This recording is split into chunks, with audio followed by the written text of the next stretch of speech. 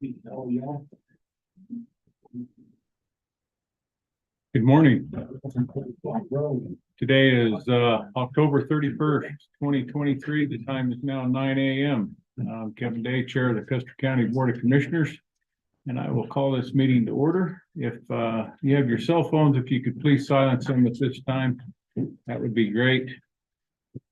If you would like to close that blind so it's not shining right in your eyes, you may do so. It was gonna keep me awake. Well, that's fine. I think you have to have the string straight down to drop. Straight down, pull it and then pull down. There you go. That works. Jesus, dark. And if you could join us for the Pledge of Allegiance and for the invocation. I pledge Allegiance to the flag of the United States of America and to the republic for which it stands, one nation, under God, indivisible, with liberty and justice for all. Please be seated and join me for a prayer for guidance today. O God, by whom the meek are guided in judgment and light rises up in darkness for the godly, grant us today in our meeting, in all our doubts and uncertainties, the grace to ask what thou would have us to do, that the spirit of wisdom may save us from all false choices, and that in thy light we may see light, and in thy straight path may not stumble, through Jesus Christ our Lord. Amen. Amen. Thank you, Bill. There's a light switch over there if you want to flip it on.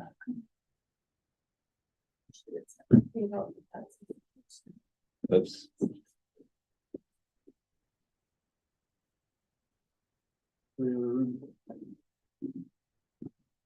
It should be on that. There you go. Holy smokes, look at them all. Lisa got it. They're there. They're out of the dark. Kelly, could we get a roll call, please? For Dave. Present. Here. Mr. F. Present. And clerk to the board, Kelly Panther, present. Okay, and audience introductions. Lisa Bivens, finance. Bill Parker. Matt Miles. Stephen Wilcox. Joni Wilcox. Joy Anderson. Nadine Peterson. Jim Chaplin. Brian Lockhart, landfill supervisor. Len Arrigo. Chavit Rhodes Library.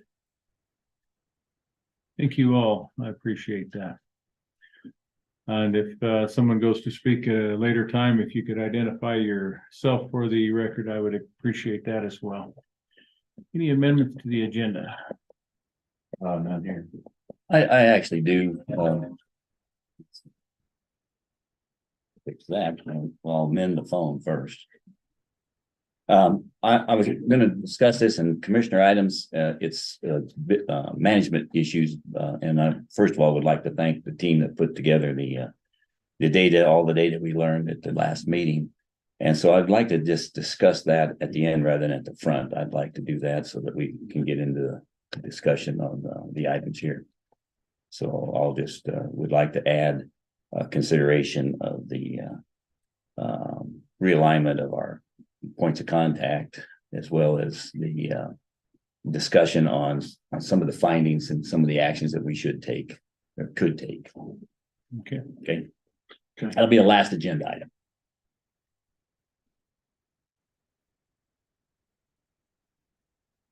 Add that here so I don't forget.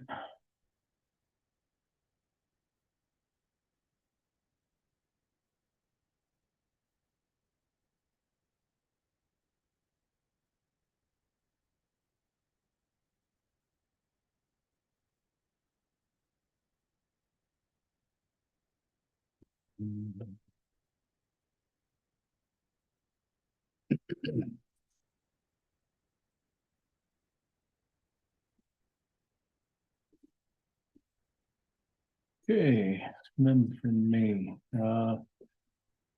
approval of the minutes for September 13th, 18th, 28th, and October 3rd. I move we accept the minutes from September 13th, 18th, 28th, and the 3rd as written. I'll second that. Okay, so I do have a motion on the floor to approve the minutes from September 13th, 18th, 28th, and October 3rd. Any discussion? I need to thank Kelly, who overworked and not really underpaid anymore. We got to get a BOCC admin soon. Yes. Okay, hearing nothing else, those in favor signify by saying aye. Aye. Aye. Aye. Commissioner items. Commissioner Ep. I just want to say a big thank you to all of the employees here who kind of take on a secondary role when we have an emergency like the fire. So Jordan Benson does a lot of the messaging on the messaging boards out there. Vernon Roth gets into the data of what homes are there, prints out the maps. Jennifer Cree and Robin Knapp, all their involvement in the meetings and the PIO and getting the information out there to the public in a unified manner. Kelly Camper helped with voter registration, so we kind of figure out who is out there in the San Isabel area, where we needed to knock on doors first. So a lot of people came together within the county employees, and then all the volunteers of the BOCC in the countless hours that they spent to man both sides of the San Isabel Lake for the helicopter flying over there, going door to door on the homes, just all the stuff that all came together in this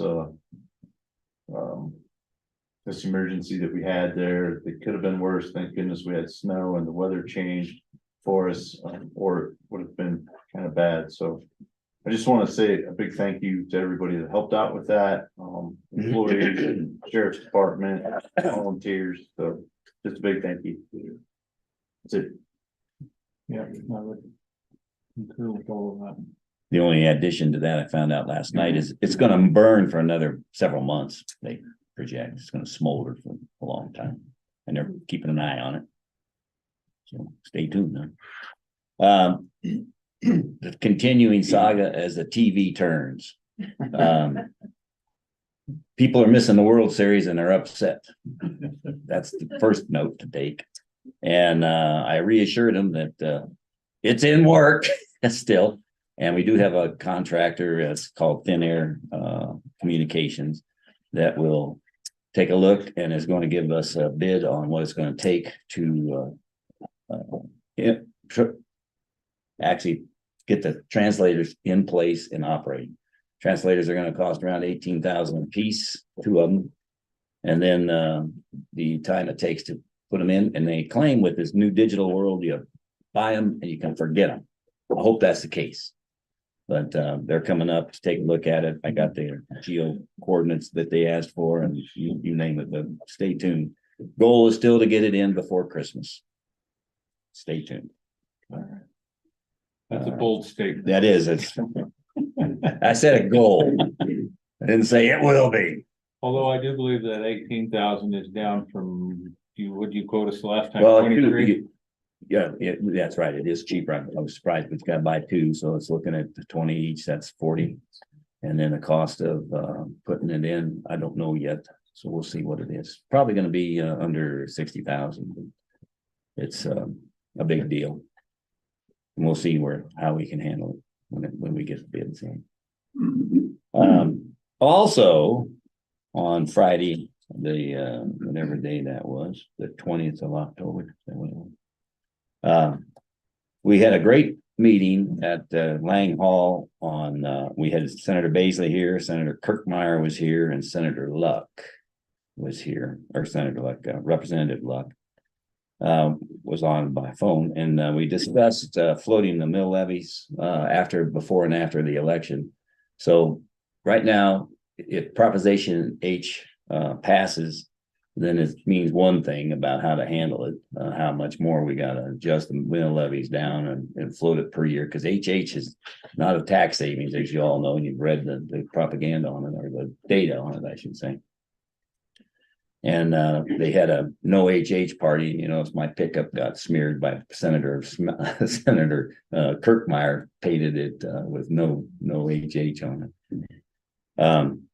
But they want to float those mill levies, and then if it doesn't pass, we still need to do that because inflation is killing us and killing your insurance, and then it's killing your construction costs. My own example, my mortgage went up by the cost of that, the insurance, and to do it by $800 a month over the last year. That's terrible. That's a lot of money.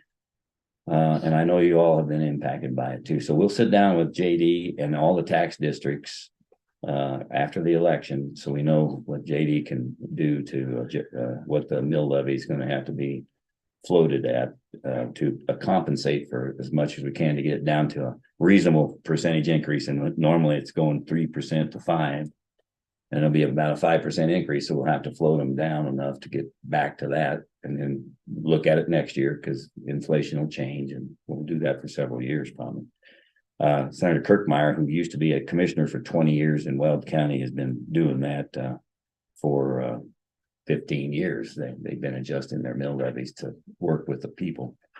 And also Senator Baisley passed a bill, as you know, to make it a lot easier to bring it back up to where it was. You don't need to go back to the citizens. You know, it's you can float it within that range. So anyway, we'll discuss that later. And that's all I had for now. And I do want to thank, I mentioned it, but thank the team that gave us the reports that we can act on. So, next up. I would reiterate again what Lucas said. A lot of effort went into all of this during this fire.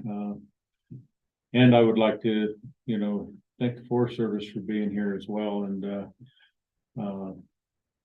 they do things a little different than we would, I think, a lot of times, which causes a little angst, but good outcome. And I think everything is good now. I think they showed 90% containment last night. So we also all three participated in the DA. Well, two of us, I guess. We're at the DA budget meetings down there in Florence again. And so we had that meeting discussing that. No decisions at this point,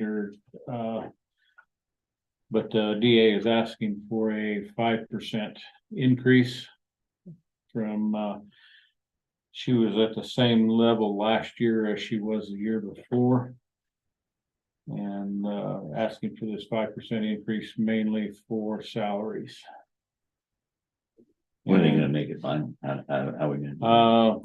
I'm going to say there's probably going to be at least one more meeting between all of the counties and the DA to come up with that. This was basically a question and answer session the other day, and then no more questions, and then Commissioner Grantham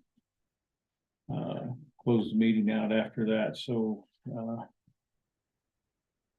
and then I guess Lucas and I were both at the Custer County E911 meeting as well. And so discussing budget on that and everything moving forward with that. And I saw an email the other day from Eric in regards to the increase for dispatch as well. So we'll need to be aware of all that for our budget. Effective when? Next year? Yeah. And Started in January. I believe they're asking for 200. Yeah, 198, 199, somewhere right in there. From us? We haven't even thought of that yet. It's a $40,000 increase over last year. From what it looks, kind of appears, rough numbers. Look quick. With no as to why the increase. So Really? they said it was based upon a percentage, but there's no math showing that percentage. That's So 40K is the translators. I don't think that would fly. So. That may require a little more discussion or something. absolutely.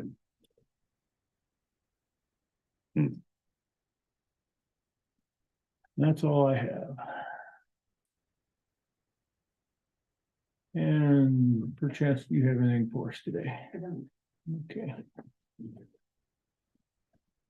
No unfinished business this morning, so the first item on the new business would be the consideration of the AP and out of cycle.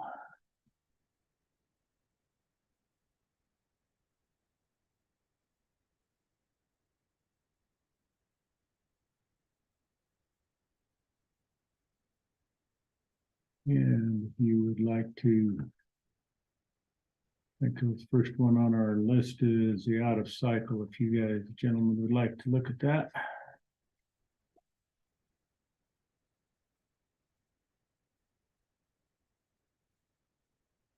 Yeah, I looked at it last night and I didn't have any questions on it.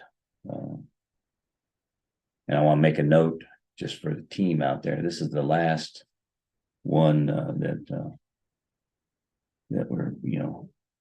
we will approve before we start implementing what we're going to discuss at the end of this meeting, just so you know. Potential. I move we approve it. I'll second it. I don't know, it's all right. The amount of $35,253.80. Okay, so do you have a motion on the floor to approve the out of cycle report in the sum of $35,253.80? Any discussion? Yeah, the only thing to mention on this, these are primarily for maintenance costs, welding, Hope Funeral Home cost by the coroner, insurance cost, and then some reimbursement for the 23 governor. And I don't understand that. So that's from Debbie Adams. The governor's conference, she did not have a county credit card to use. She used her own money for that. 2,300. Yeah, it was over a week and it was up in Estes Park. Holy Moses. Yeah, it was a lot. And she supported it with all of her receipts and all of the proper documentation. Why are there 4 charges? Because they were broken out into different, let me show you. I see it. Yeah, they're broken out. It's so But the it's- same amount. It's the same amount over here. But it's- these are the amounts that they're broken into, and these are the accounts they were at. Oh, I see. So the total is $2,800. Yes, but that's how they were broken out.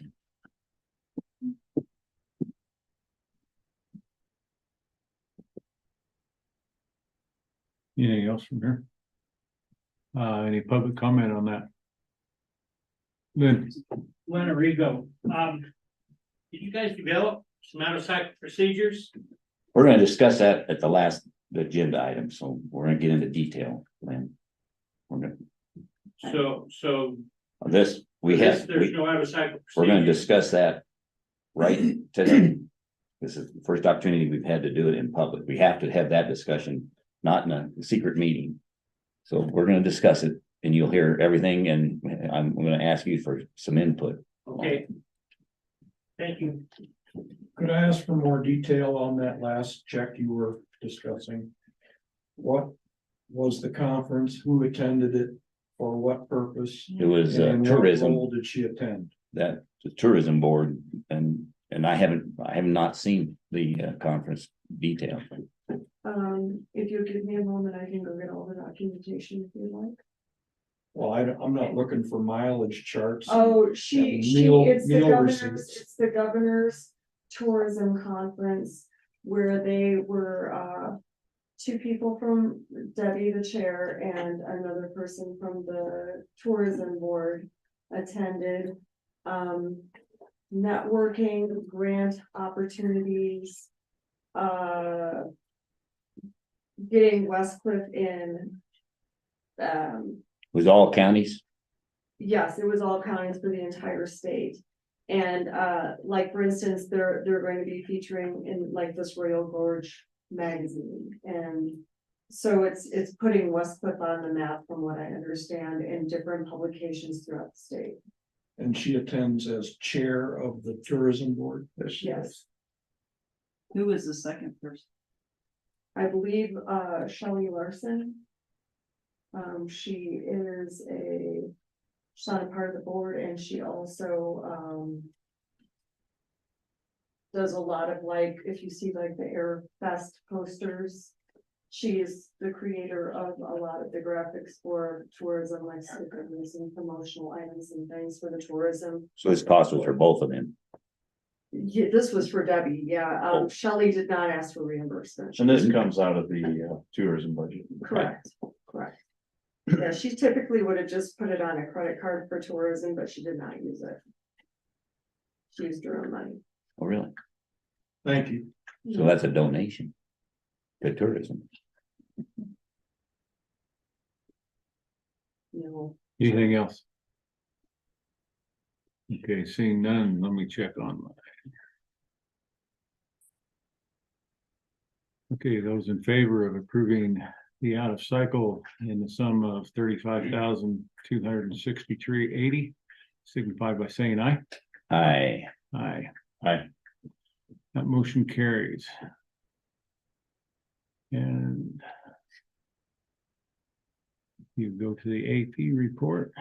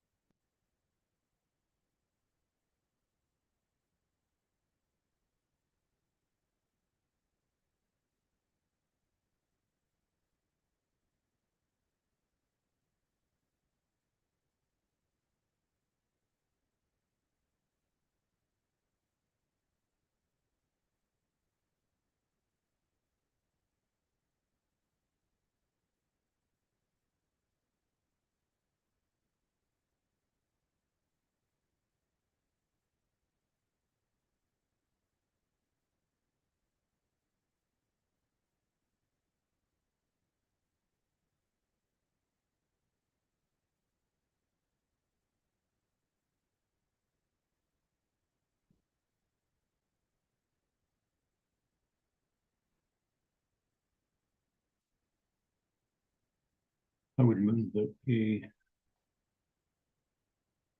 approve the AP report in the sum of $303,502.31. I'll second it. Talk about it. All right, discussion.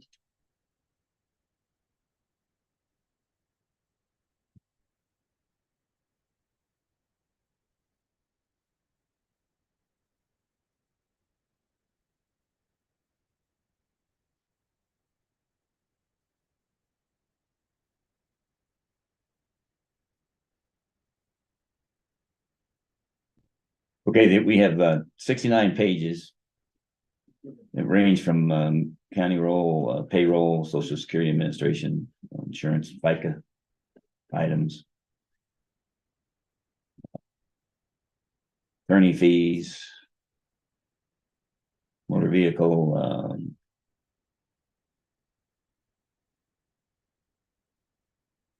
state of Colorado stuff, registrations. CenturyLink, these are our bills. Round Mountain Water. Oak disposal. Norp. Split petroleum, maintenance stuff. Black Hills. Stone Graphics advertising. Visa cards on the operating equipment.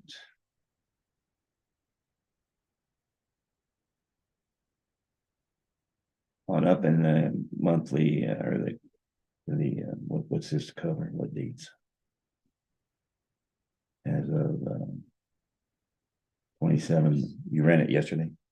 No, I ran these reports on Friday.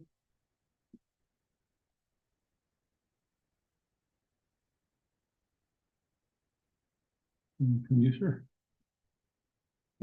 It takes us through the 31st, doesn't it? Kind of. That is what day we post the checks, At least so on they payroll. can't be distributed until today. So just a note, the general fund, we paid for 210,576. The road and bridge guys, 66,268. Tourism lodging fund was 4,926, partly that trip apparently. Emergency services, 2,177. The airport fund was 345, and the human services fund was 19,208. Grand total 303,502.31. Complete.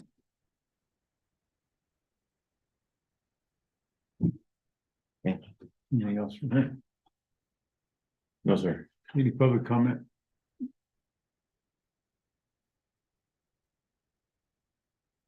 Not online either.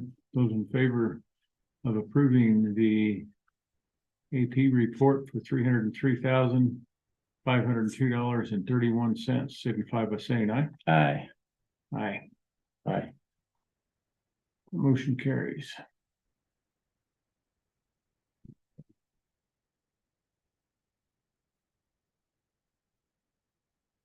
We have the consideration of the landfill financial assurance letter.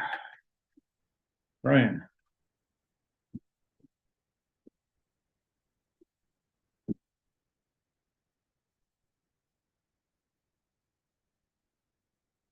Well, by you, huh? Sure. Going up. Good. All right. Good. Got her? Yep. You have to open these to have people take them. Take one on your way out. Oh, I'm fine, thank you. You are holding out for two? No. No. So this is just the annual financial assurance letter that needs to be signed by the commissioners, mainly the chair, but it just goes over what the landfill has to have to close and to take care of. So it's closure and post-closure care costs for landfill. So all these numbers are based off the audit report. Right. They're just formulated in this letter to send to Tanya Gray, who's with this state. So pretty, straightforward. Not a big deal. Just got to have my letterhead on it, yeah, or your letterhead, I should say. Yeah. Oh, we're gonna get that out there. Yeah. And I would read real quick, as of December 31st, 2022, 862,691 has been reported as the Custer County landfill closure and post-closure care liability. The closure cost estimate is $211,166. Post-closure cost estimate is $562,188 for a total of $773,354. So that leaves us a little bit over that Right, in our fund. and these numbers will, well, it depends if the state. We're waiting for the approval of the area fill, so these numbers will change if that ever does get approved. Yeah. For Try to call her. Be next year. So these are always the numbers for the previous year. So you do it for 2022 and 2023, so. And so they estimate what it's gonna cost for 2023, so that's why that number is 862 at the top, because. That's if we should close down today. Right, correct. And the calculations always change. Next year, we'll have to do what they call the 5-year. And that again will depend on if the area fill gets approved or not, so. Because you calculate the volume of waste and then you calculate what's been capped, what percentage has been capped and all that, so it always changes. Mm. So we cap the trenches as we go, so the numbers, they change, depending on how much we've got done, Yeah, it's pretty straightforward. I move we accept What's it called? The Financial assurance. financial assurance report that you brought. Wait a second. Any further discussion here? None for me. Any public comment?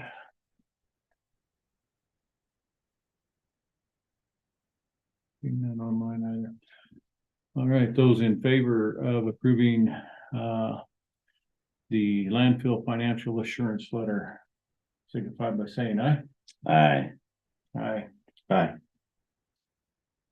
That motion carries. Awesome. We should change that. Yeah, just take off Mr. Flowers. I'll give that to, yeah, Kelly, I don't know if she knows that or not. Yes, Letterhead. that is in the works. Oh, okay. I mean, I don't have any that Doesn't have it on there? So, I've just been crossing it out. Did I cross it out on this We're one? Yeah. we're moving to a letterhead without any of the commissioners' names on there, if Yes. I'm not mistaken, correct? Oh, okay. Yeah, well, fine, perfect. No problem. Easy to blank them out. And then It's you, easy to just put something over it. They You make need a to- copy. Yeah, you white it out on can paper, it looks. Looks good. like a little, like a, yeah. I can send you my letter you need a copy of this, Kelly. Yes, I do. need a copy of it. Oh, okay, Make sure. sure she gets a copy, I appreciate it. Yep. Brian, thank you. Yep. I'll just give it to you. I heard. You want me to take it? Huh? Back getting any done? Yeah. I have an MRI today. And then just scan it, you know, 'cause you know- Time has it. I can send you email. PT at 3:30 or 3:15 in Pueblo or where? Canyon, and then an MRI at 4:30. PT first, ouch. Then they'll wait. I'll email it. Okay. Email it. Okay. Okay. Thank you, sir. Yep, thank you. I appreciate it. Yep, later. Yep, take care. Thanks, Brian. Oh, sure. Next item is the consideration of the approval of the intergovernmental agreement for maintenance and repair of the Vertimont and Deer Peak Tower site. We had this before us a couple meetings ago, and we postponed it. I wanted to bring that back before us today. And it appears as though what we are going to need to do, which I've been pursuing costs on replacement of that generator Mhm. and also the AC heating unit. And I believe we have a rough estimate for everybody to put in their line items in their budgets of about 30,000 for those items. Split 5 ways would be 6,000 per entity. But that is a little side note on this, but we were wanting to consider the maintenance on that, the county would designate as that. I believe if we go with a new generator, my preference would be that we go ahead and pick up a maintenance contract. At the present time, that existing generator has not been receiving annual maintenance. Really? The fire department's been going out when it's down and getting it back up and running, but there hasn't been annual maintenance being. What model? What company? That's a Generator? A Kohler one with no maintenance on it, right? I forget the year of that. It doesn't have an extreme number of hours on it, but it is pretty old. It does not have a Kohler transfer switch on it at this time, and that's some of our issues. And at the present time, unsure as to whether or not we could even get a proper transfer switch that would pop with the generator and everything to make everything happen, including the weekly runs and things of that nature. So I think that if we did go with the maintenance on that, then all of the equipment inside that building is owned by the state. All of the machinery and the repeaters for the radios So we do not have anything to do with that. So basically our responsibility is for those two items out there. And keeping the road open or the whatever to get to it. It's, yeah, 100 yards off of the county road. I believe would be a good estimate. And there's a house on past us with a full-time resident, so what we don't plow, I think they would have opened up as well.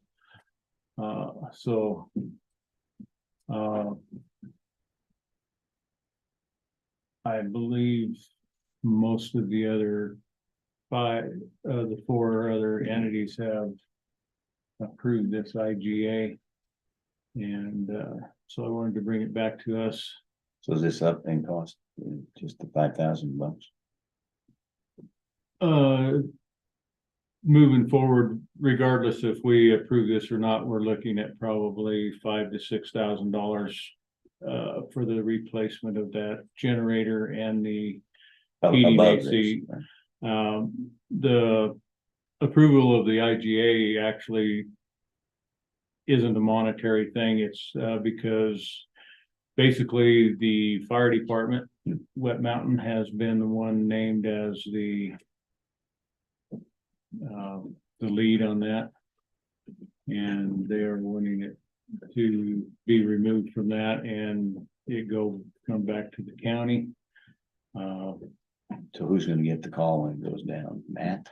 We will have to decide who gets that call from the state. So Absolutely. I believe once we get this in place, I think that will alleviate some of those problems. I know here the other day when the power went out, the generator didn't kick in again because of the situation out there. But I believe that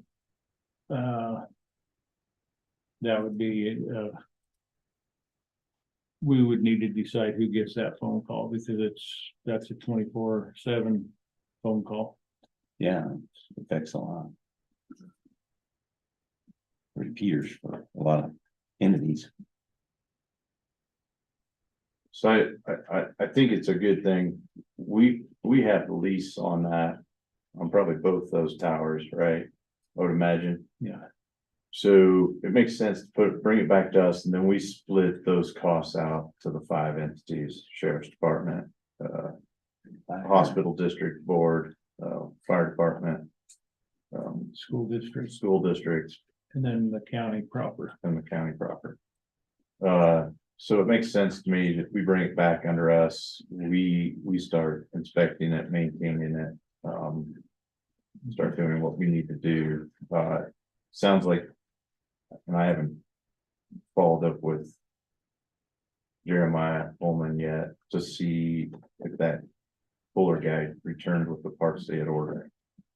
So, but when I went inside there, all the manuals were laying on the floor and it yellowed pretty good, so it was hard to read some of the manual stuff, so we need to get cleaning in there as well, so.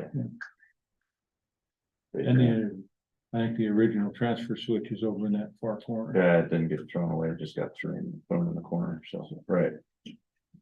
Was that a Kohler switch and the other one's not? So it's a Kohler enclosure. It was originally a Kohler transfer inside, but they pulled the guts out and replaced it with a Zenith.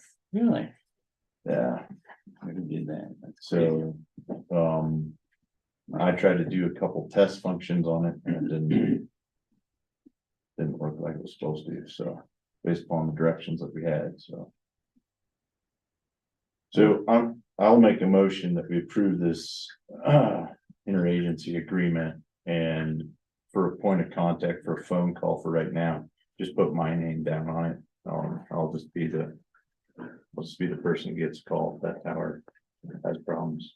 I would second that. Further discussion?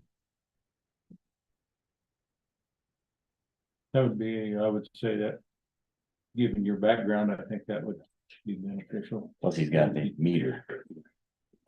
You kind of know that the black wire doesn't connect to the white wire. It does It does. permanent. Well, you do it.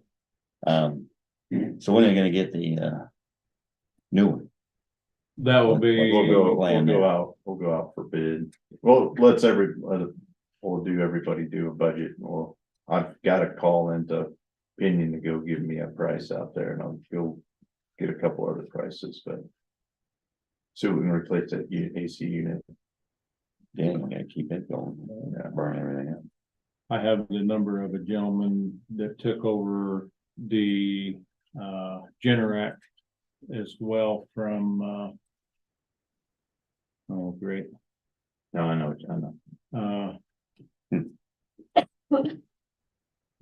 I lost my name. But is now the Generac dealer in the area. And as well, I know there's some talk that a couple of people would prefer a Generac rather than a Kohler. And I believe that Glenn Miller, he stated that he did not really have an interest in bidding that. There, I think he's trying to get retired. So and then that will take place after the first of the year when everybody's got their budgets in place. Anything else from the table? No. Any public comment? Lynn? Rico, okay, I'm a little aware of this because first of all, I live off of Vermont Road.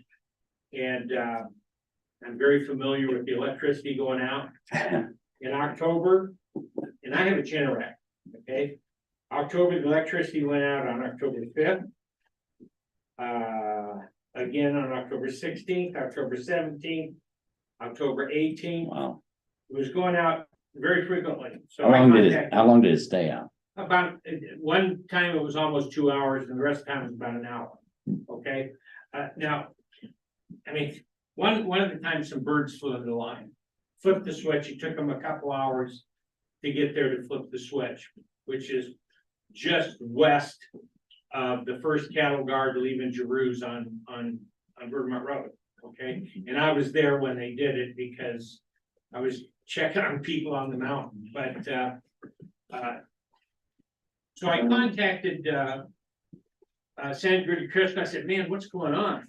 Well, they told me that there's a bunch of trees just south of us that are hanging over the lines that are causing a lot of problems, and they just haven't had the opportunity to get out there and cut them down, but they were going to do so as soon as possible. Now, of course, we got a foot of snow, so that's going to delay it a little bit. But I've got a 26K Generac, and man, it works great. It does my whole house and everything. There's a couple of Generac dealers that I know, one in Canyon City, one in Pueblo, and they're both pretty good, by the way. So, but still, if you have an issue, it's going to take a while to get there. Okay. The other thing I wanted to ask about is this tower that's on Vermont Road. It is right next to a house, and I know the people. And the question I have is, I know that we could leverage that tower. So I know, for example, Aristata Communications would love to hang a piece of equipment there that would point to Democratic Mountain or Deer Mountain and be able to provide better and more internet service out there. But they've been told by the county, no, you can't hang any equipment there. I know that they pay to be able to share that tower. It sure would help the people on the mountain obtaining internet. So I just want to offer that for your consideration, maybe, because I don't see what hanging a piece of equipment on this tower. Nobody ever brought it up to us that I'm aware of. Okay, well, What was the name again? Aristata out of Buena Vista. They used to be what was it, Colorado Communications, and before that they were CCOM, and before that they were the couple of guys here in Westcliff. Okay, but I know that they'd be willing to pay to hang a piece of equipment there, and they could get a lot more customers. So My one thing would be, we would need to check what our agreement is on that with the state to see. sure. That may be the issue, is that given it's a communication tower for our radios, that nothing else is supposed to be on there, but that would be something we need to check on and see. I mean, to me, it's just like common sense. Let's share the wealth and share the cost. So just. Yeah. Is there enough room It'll help above it? them out. I know there's interference issues depending on the antenna and power and all that, the I'm transmitter. sure, but We had that issue out here on Bunker Hill. but rather than just say no, maybe somebody could look into it and say, is it Make something money. we could consider? Then we could say yes, or we could say no because. Right. Fair enough. No, that's a good point. Anything else?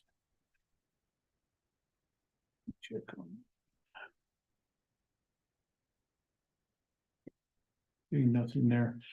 Those in favor then of approving the IGA for the maintenance and repair of the Vermont and Deer Peak Tower sites, signify by saying aye. Aye. Aye. Aye. That motion carries. I'll be over to your office to sign that, okay, Kelly. Is that all for three of us? No, it's just you. It's one of those ones I gave you Okay. with the.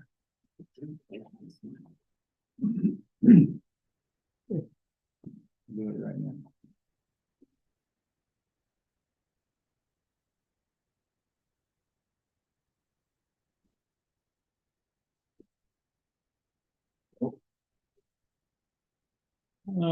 Next thing we have is the ratification of the library district board members.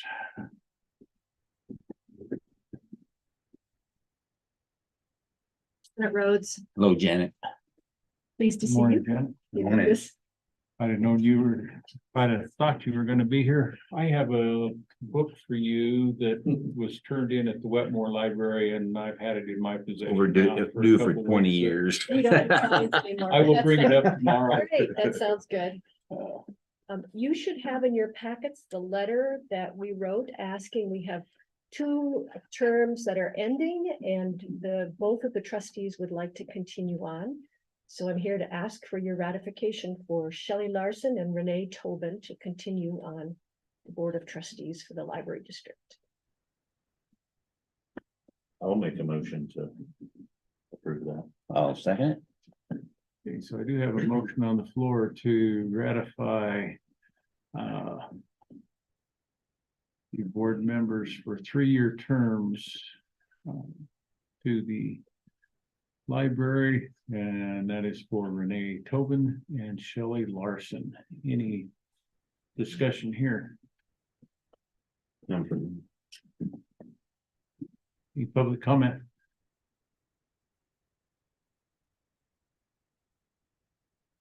Nothing there either.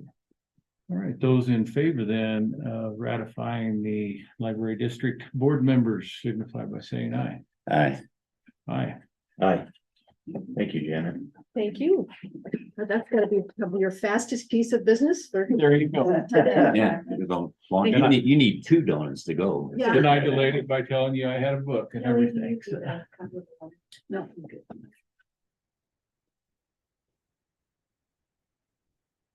Okay, we have next a discussion of selling lots 1 through 3 and 7 through 10, block 126 down at Silver Cliff. I got that. And Kelly, did you bring that over by chance? The sealed bid that he gave you? I did. Okay. This is the discussion. Right now, it's Cass and Mick bought the lot that we talked about, the half lot last time. And since then, he decided that they would like to just buy that whole block, the remaining 7 lots. And there's 3 of them that border Chuck Rorick on the east side. The top side is BLM. So the only person that would have an interest in it is Chuck, and I've been, it's hard to catch him, to get him to sign whether he wants to continue. He has no interest in it, but we need to have him sign that, and then I'll bring it back in here. I know there was a discussion on other lots that we have to put them up for bid, for other people to bid on. These particular lots have no utilities, no water, no power. And strictly used as a work shed or a barn. That's what Mick's using it for. So he, I asked him to send in the same thing procedure we did before. On the 3 lots and give us the, what he thought would be the reasonable price to pay for the 3 of them. Got a choice, we can open it up now if we wanted to. And then wait to make sure that Chuck doesn't have any issue with it, or we can wait. You didn't by chance pull a map on that, did you? Yeah, I did, and I didn't bring it. I had it sitting by the door and I walked out without it. It's very easy to see. I was wanting Where to it see is. exactly where they sit on I that. think he's got it right there. One. Yeah, it should be, but. So you can see him on the side there. Up here, Chuck's right here. This is all Chuck. BLM right there. You got yours pulled up. Okay. What's these here? Sure. And these, So that whole block 126. this one right here, right? Yeah, see here it is. It's easier to see here. These are blocks, city blocks. And so Mick already owned, we did this last time. Chuck didn't have any interest here. He still doesn't here. He told me, but it's hard to catch him when he's home to sign it, but this all BLM up here, please. There's no other person that would care about bidding on it. So we can wait until he signs it and do it all in one time. And His bid ain't gonna change. part of that discussion, I think, too, because we had designated those lots at one point for veterans. For veterans housing. Of course, that all hinges on if Round Mountain opens back, when they open back up. Right, and they things gotta of that run. nature, so. It would be, But veterans we would- housing would be very expensive when they have to pay for a hookup, power and Yeah, and so, to be dug in. but we would probably, part of this would be if we decided to do something like that, we'd need to undo that decision as well, because. We didn't think of that on the last one. When we did Chuck, those there's all those other lots, there's a bunch of them that we could still do. That they're further west than that. We own these, Mm-hmm. and then. This all appears owned by somebody else. Just the orange is owned by us. Right. I don't think it's a conflict.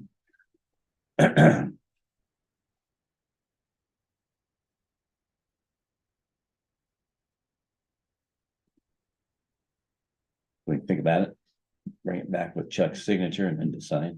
Yeah, let's, Yeah. And then do we need to advertise those? If we decide to do that, we can, we don't have to, we didn't before. we didn't, that was a little. Different situation, but But that's all right, that no harm, try it. I would rather go off a bid. Just in case somebody else would be. Interested, but Figure out. I do realize that there is a lot of cost, and I think most people do, there's a lot of cost to bringing. Any. Utilities down that, Power or water, right now, water's not going anywhere. and that's all within Round Mountain's scope, so. Round Mountain isn't gonna do it.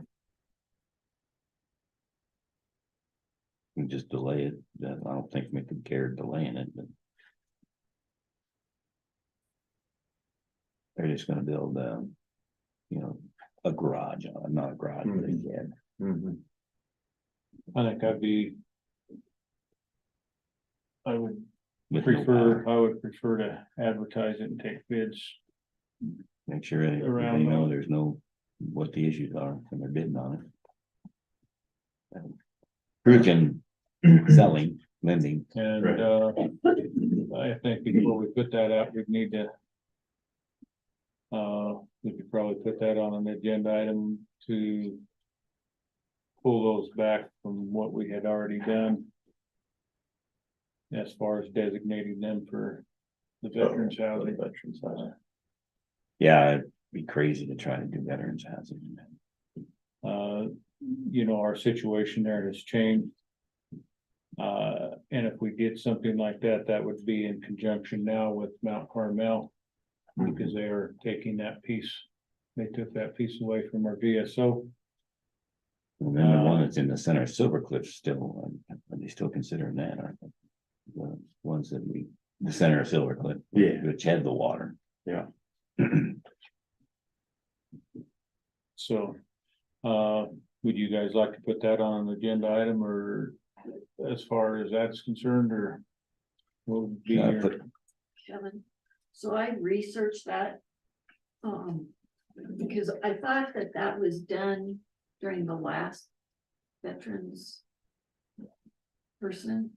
I went clear back to 21 and could not find where there was ever a motion made, and I'm wondering if that was Maybe we were just a considering doing it. discussion. Just a Okay. discussion. that's possible. Yeah, I don't remember voting on. I remember the discussion, I thought we did have a motion. I on it. thought we. So I didn't wanna- I didn't see one. Okay, I don't think we voted. well, if that's the case, then I guess we could. If we wanted to go ahead and move forward with something like this. That's all right with me at one way or the other, and I don't think Mick would mind waiting, and I've got to get Chuck's signature on it. So I'll go do that. Meantime. So if we were gonna do that, do we do away with the existing bid that came in before we decided to sell these, and then everybody puts in a new bid? I think that would probably be prudent. Yeah, we don't. So this existing bid would be null and void if you could destroy that. And Yeah, then just make everybody, after we post I'll that, tell you one thing that submit bids. Chuck did say. In the last one. He didn't want anybody coming in there and putting a business in there, which could impact whether he decides to bid on it or not. So, Cause he doesn't wanna, he was hoping it wouldn't be a low income housing or trailer park, for example. Bothering his cows, he's got that BLM lease and it's all leased ground up there. That is Silver Cliffs. Well, up to Silver Cliff doing whatever Right. they're doing. Right now, it's proposed light industrial for them. Mhm. So, which would include residential. you know, it's just, rather than having it be our burden to try to sell it now. Rather than trying to.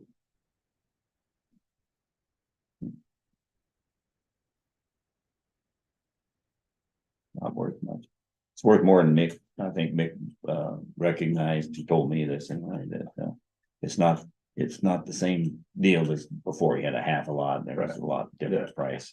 He did what he thought was a reasonable fee for the whole thing. It's a bigger thing for him to use to put his, whatever his equipment, whatever he wants to do with it.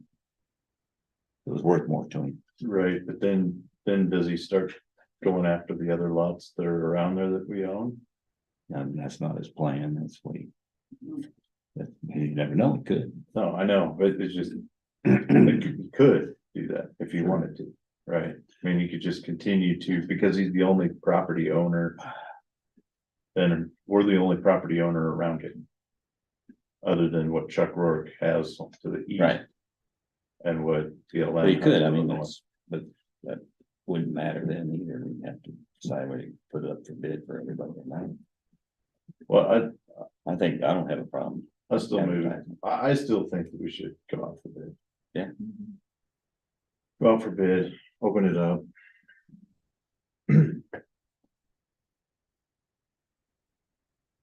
Right, so So we wanna put that as an agenda item for the well, we could, 8th, or you wanna, let's make a motion now. we can do that. I'll make a motion that we go out to bid for those. Lots 1 through 3 and 7 through 10, block 126, town of Silver Cliff. I would second that. Discussion. I'm gonna assume that means that we've decided we would like to sell those lots. I have, because I made a motion. Well, we can agree. So if you That disagree- doesn't necessarily follow. But yeah, so, and then, All right, so Well, I don't know, Yeah. yes, dude, if you don't want to, let the motion die. So, but, well, I just wanted to I'll ask that question and then, so we will need to post those in for what time frame? we need to immediately. Got a guy wanting to buy it. Suit immediately or as soon as we can get them in the papers for, 2-week run. yeah, 2-week run at least. And, so You wanna I'm looking, open up all our, on this with all of them up for sale? and are we doing them as a block or individual lots? I think that was your question, correct?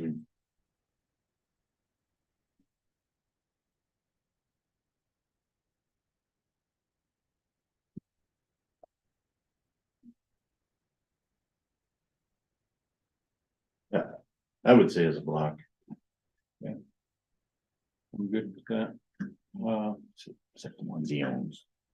This is. Yeah. We wouldn't make this week's run, I don't think, on the papers, correct? No, probably not. It'd be tight. So the next 2 I think weeks, you can so get we both can of them. close them down. Would you like Right, to close them on the 20th? Sealed bids by the 20th, we will, that would mean we would open.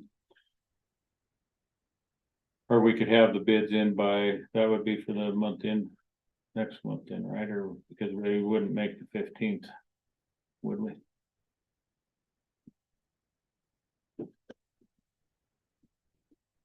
Okay. That doesn't, Sealed bids will be opened at the November 30th BOCC meeting.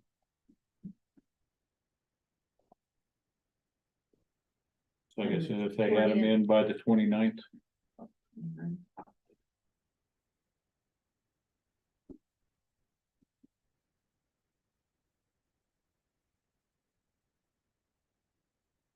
Close the business. so it's all 7 of them. We just said, Yes. yes.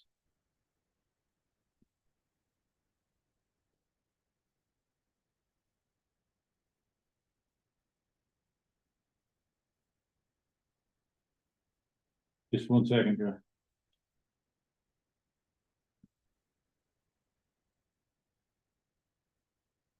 Go ahead. Sorry, I was trying to write No, that it's down fine. so I didn't forget. I didn't know where the appropriate time to say something was anyway. Joy Anderson, what was the original plan for these lots? The county has owned them for quite some time, per our discussion last year, might have been 2 years ago. When our previous VSO officer was here, he was trying to put together some sort of a plan for some veterans housing. And we, in a discussion there, had designated these lots for his use if he could put something together. Since then, we have the new VSO, and the scope of work there has went back to what it is supposed to be. He is filing all of the claims. Mount Carmel came in and brought in, Christie. They have hired Christie that's over here working with him, doing the social aspects and the immediate needs for the veterans. And so that scope has changed. At the present time, the county has owned these lots for quite some time. I'm not sure how we picked them up, but tax sale, prior, all of us. That wasn't a tax. wasn't it? Thought it was. And is it, will there be a minimum bid, like appraised value be the minimum bid, or are you gonna sell them for anything? If nobody bids, this guy could come in for $10 and buy them. Sure.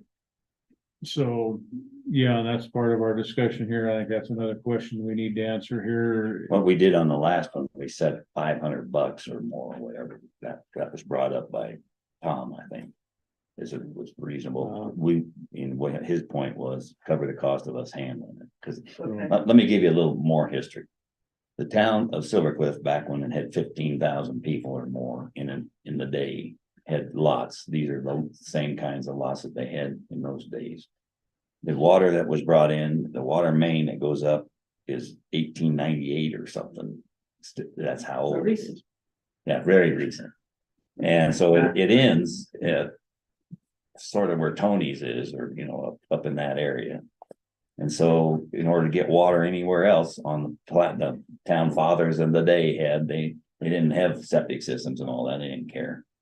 And so that withered when it went away. And so those lots still exist on, still city property. Mhm. And so that's why it withered. Now all it is up by the tipple ramps, up by the little ore cart as you come into town. It's on the right side.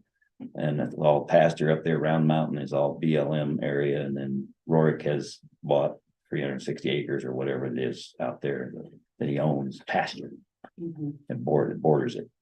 Okay. So I agree with everything that I've been hearing you guys say. Those were just my comments. And then the last one is, I'm not familiar with how you do this here, so I'm just throwing this out, but how exactly do you do notifications? I mean, I'm more familiar with you have the newspaper, you send letters to the neighbors, or you, what was the third one I was thinking? There was you post a sign on the property saying these things are gonna become available so that everybody knows, because not everybody gets the paper, and I just don't know if you guys have a protocol already set in place for notifications, and I'm just raising the issue, you guys can figure that out. And Kelly, you can correct me if I'm wrong, because you're you've dealt with it more than we have, but we do advertise it and we do send letters to the adjoining landowners, and a lot of times the adjoining landowners are giving it, all else being equal, the adjoining landowners are given a preference to that. But I don't believe we post a sign on the properties. So we never have done that before. So 2 out of those 3 Okay. do take place. And people watch tax sales too, what, needs, I think. So selling the courthouse steps. Okay, so Do we want to set a minimum on those? we'd have to get somebody to appraise it.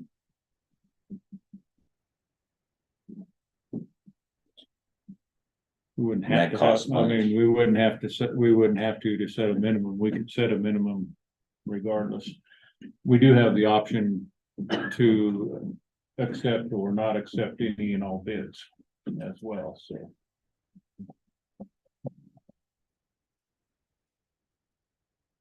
That's what we did before. Does 500 actually cover our costs? There's not much cost. If it helps, 500 is what you paid for the half a lot before. Maybe our minimum's 1,000 a lot.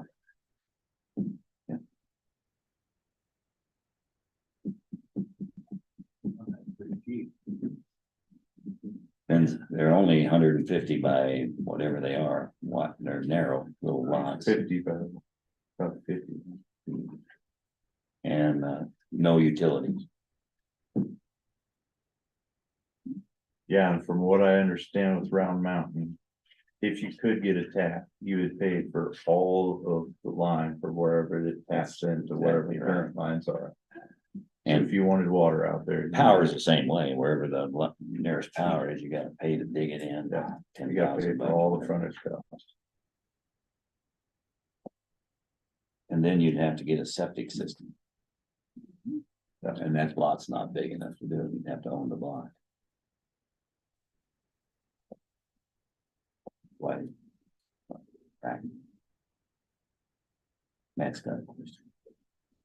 Could you? Go ahead. How long have the lots been platted lots? Probably since the 1800s. That's probably, I couldn't give you that It's answer. like Silvercliff, when it got, Silvercliff was really very small, not long. Quite ago. some time then. Yeah, a long time. Probably go back to their records and see.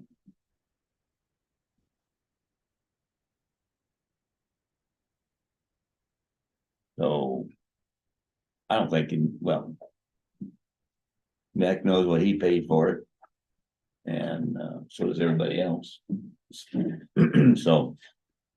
I don't think we need to set a minimum, we can just.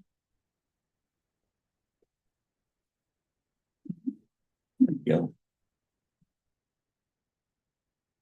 Or put 500 on. Half a line, 1,000 a line.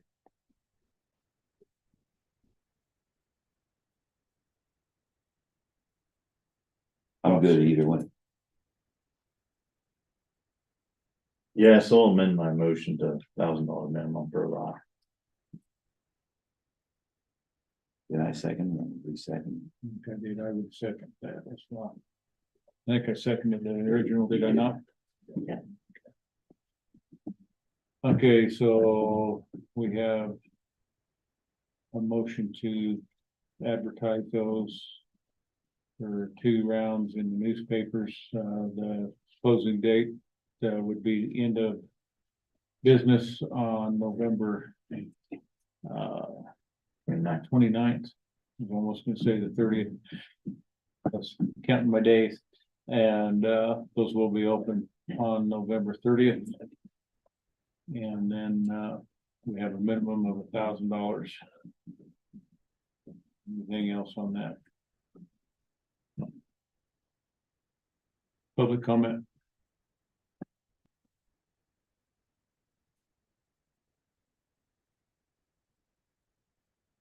Seeing nothing there. Those in favor of listing the lots 1 through 3 and 7 through 10, block 126, town of Silver Cliff, as discussed here, signify by saying aye. Aye. Aye. Aye. That motion carries. Sir? I think you need a break. Time for a break, Kevin. We will take a short recess. Let me let Jordan know.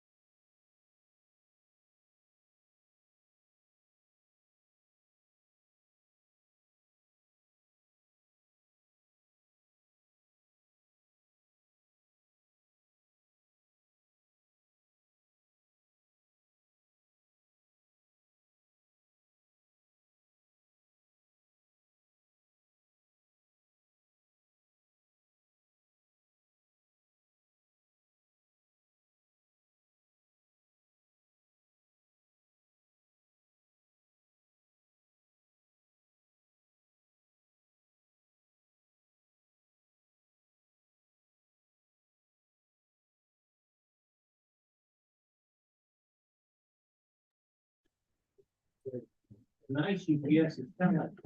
Just going out. It's pretty good.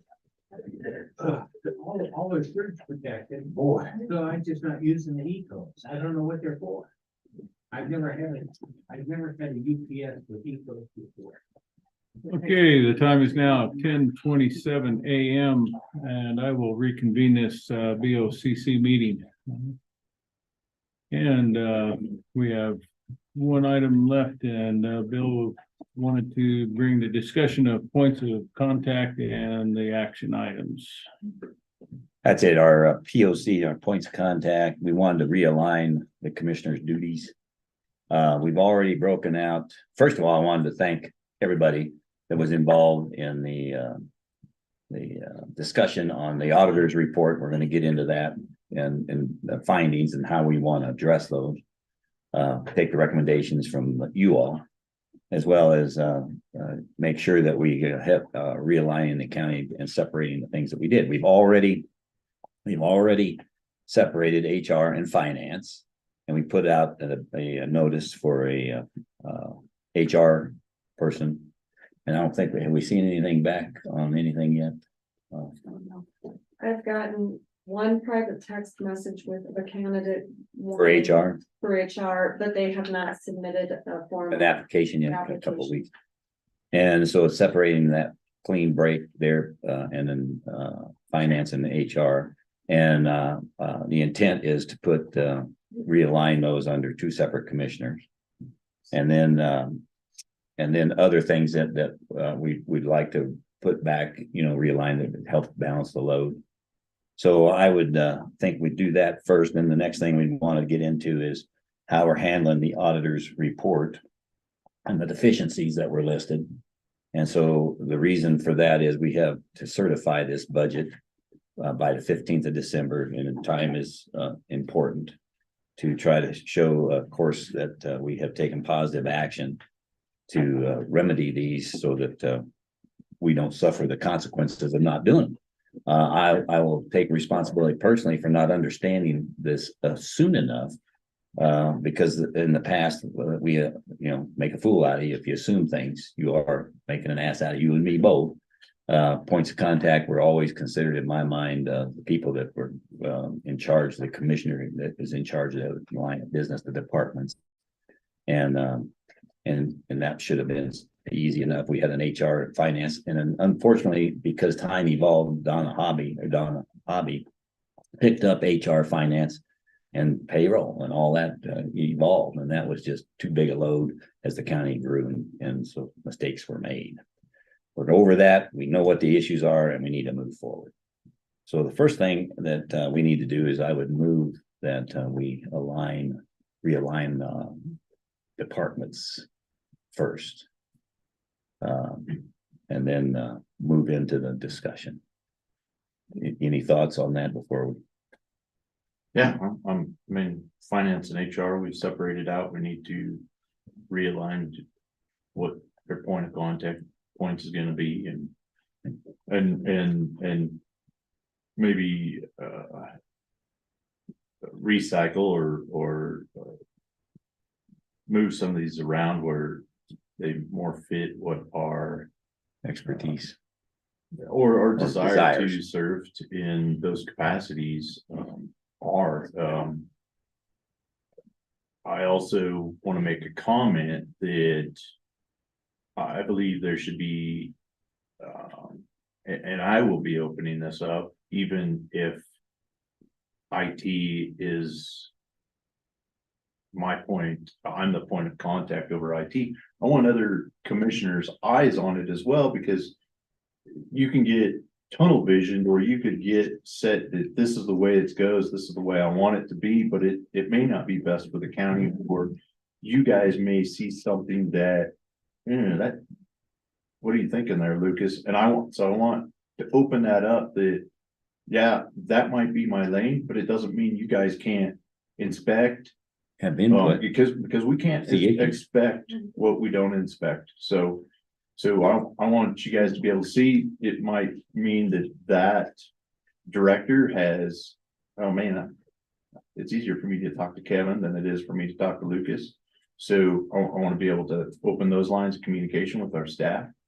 And I don't know how it all looks like. I don't want to get into the weeds in this meeting, but I do want to have more than just my eyes on it. I want to have another commissioner's eyes on it, or the other two commissioners' eyes on it.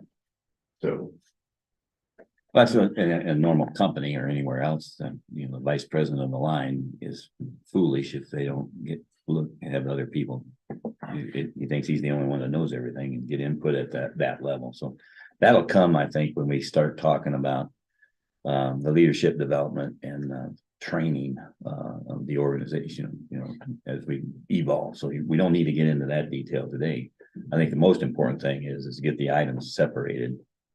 And then as we go along, correct, it's course correction as we go forward.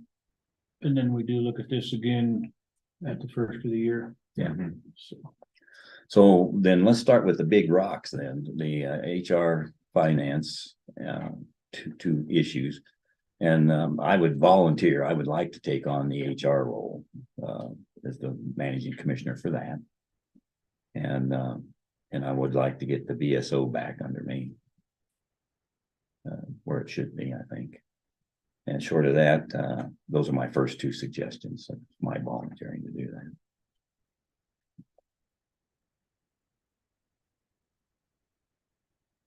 I didn't want to go, you want to keep going and see, let's have the discussion and see what makes sense and then vote on the whole picture. well, how have you guys done this in the past? Man, What we did is matched people's desire with their expertise. And at the front of the year, we did that. When new commissioners come in, we did that. And then we had issues. The only reason the VSO is where it is because we had issues personnel wise. It made sense because it was an issue with that current VSO. So that's why I want it back. Should be. So I see that as a natural. In the finance, Lucas, I think you with your business experience, you got the relationships and the ability, I think, to do that. And that doesn't mean you're doing it in a vacuum. You all have an input. And of course, as we go through this, we're going to straighten out the commissioners are the ones that have the fiduciary responsibility for all the money in the county. And we'll get into how we're going to go about correcting the checks and how we're going to sign them or not, how we're going to do that. I think you're a good lead for that. well, I'll take tourism right off the bat because I know that. Well, I'm already kind of going to this, so, and that's okay. They're in town. I understand. That's good.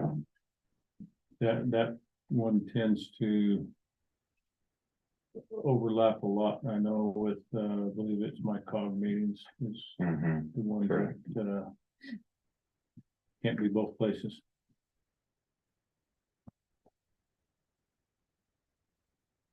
So you're gonna take you a cog, Kevin? Yes, I would like to.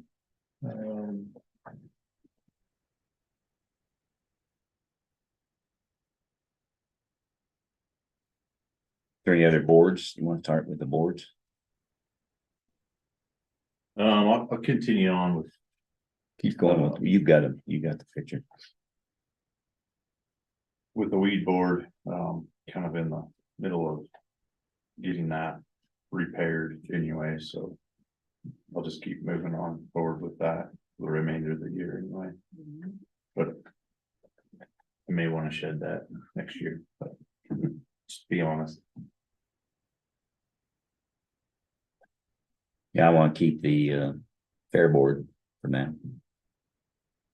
And the airport.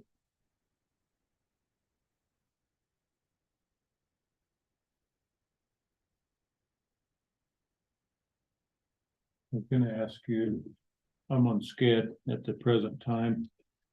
A lot of what they're doing now actually has to do with the broadband, which I know you're spearheading on our end. I did not know if that was something that you wanted to look at. I think I do. That's a good point, Kevin, because we're trying to deconflict those without, so we don't lose the So grants. that I'm not attending their meetings and voicing something that's not quite in line with what you're trying to do with Right. our broadband. I think you would be a good fit there. That's SKED. 2Ds. DDSKED Colorado Economic Development District. District.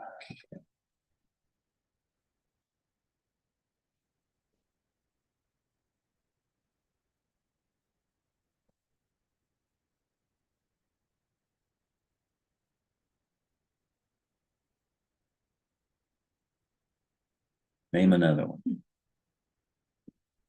Still have the library and the community center in Wetmore. Hmm.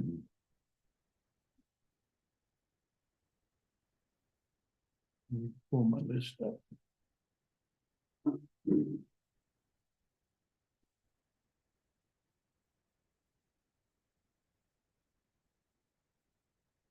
I'll continue on with recycling. Mhm. Mesh in with the landfill with you. You're gonna continue doing landfill. Yeah.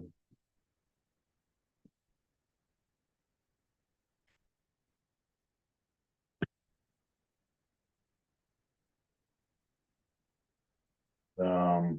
I'll continue with E911 Authority Board. And as a matter of fact, Oh, they're wanting more than just one. they want us all, I think we're all go, but you're you volunteered to be the deputy Vice Chair. this yeah. time. Deputy chair. I think we'd all be on that board, but you would be the voting member. Yeah.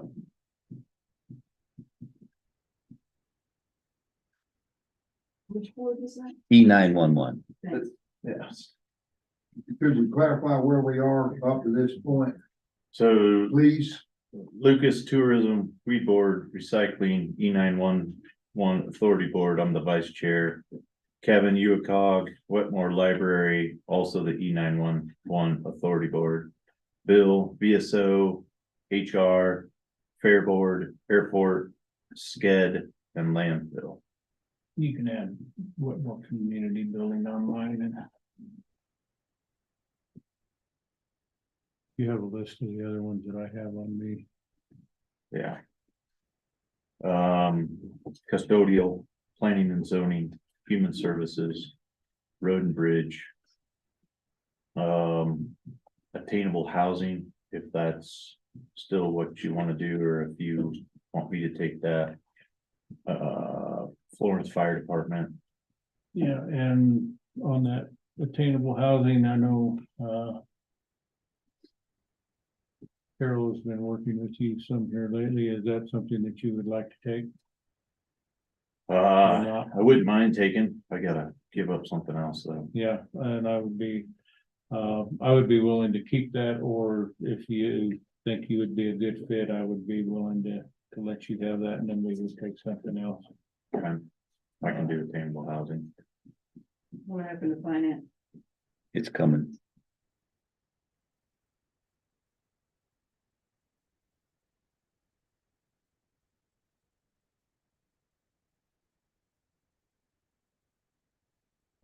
So there's, Custer County Kids Council, CSU Cooperative Extension, grounds and maintenance, IT. There's the CFR TPR, which is the Central Front Range Transportation Planning Region. The CCI. Port Security. Upper Ark Water Conservation. I want to continue to do that. I just got in the swing of that one. Which one's that? Upper Ark Water Conservancy District. I'm the member ex officio. You're also Action 22. Right. I sat in on that TPR meeting for you the other day, because you weren't gonna be available for that. would be up to you if you'd want to keep that, or if that's one you might want to turn loose of. I could turn loose of that one. Since I haven't really even gotten started in that.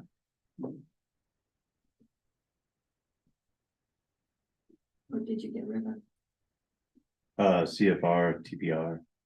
The Central Front Range Transportation Planning Region.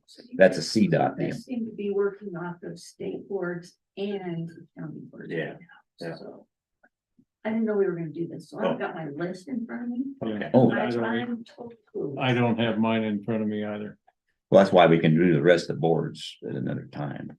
That's fine. because I mean, we're gonna look at these again very 2 shortly. months. So, And let's do that. Just take a look at, get your list of the three of us. Again, your board list that we just updated. because we're gonna look. And then we can take a look at that and then allocate that at another meeting, the rest of it. But we gotta nail down finance, what are the other major one? So Custer County Kids Council. I'm willing to do that. That's a pass through thing, you know, it's good. I still have kids at home. You two don't. Planning and zoning. Planning and zoning and finance. And I could keep planning and zoning. Road and bridge.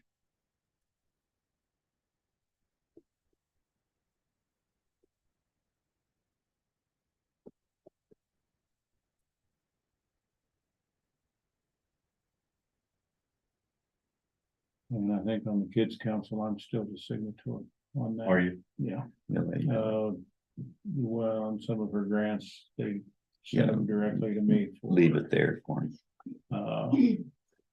On DocuSign, just to sign off on her grants. Okay, Do you wanna take that one or those meetings are? which one? That's up to you if you wanna, Custer County Kids. if you Council. want to keep them, you Yeah. can, and then we could discuss whether you wanted to take the signature or just leave that where it's at, or however that works. Forget public health too. Public health. Yeah, keep it.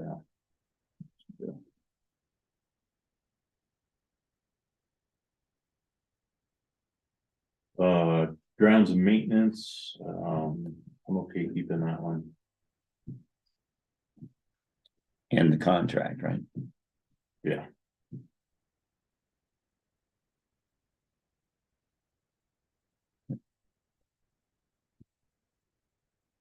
Volunteer on the finance then?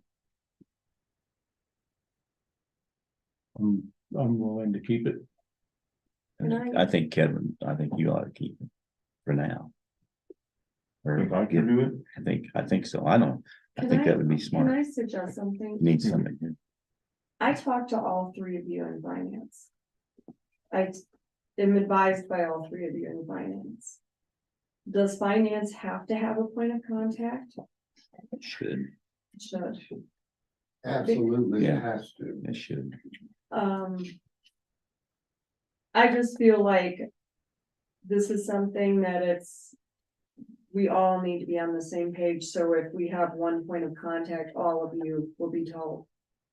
I'll be talking to all of you, Well, sure. because we need to make sure everybody's on the same page all the time. You know, I don't think there should be a lane, I mean, other than a point of contact.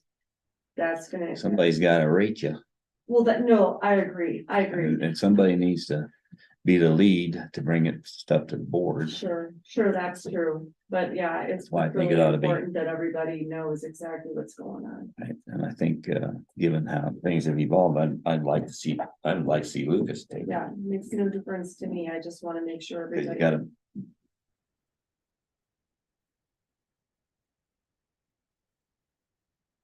Your thought? I'll take on finance, and I'm okay doing that, And then, we probably definitely need to have, communication, especially on that board Mhm. or on that. On that position between the three of us going, this is what's going on Mhm. right, on a continuous basis, so. That's, I guess if I take that on, that's what I would want you guys to hold me to, is that. Discussions between Lisa and I, or the finance department is communicated to you guys. And that would be perfect because we haven't had it, you know, as much because we've been distracted a lot. A lot of things have been going on. And needed to be fixed.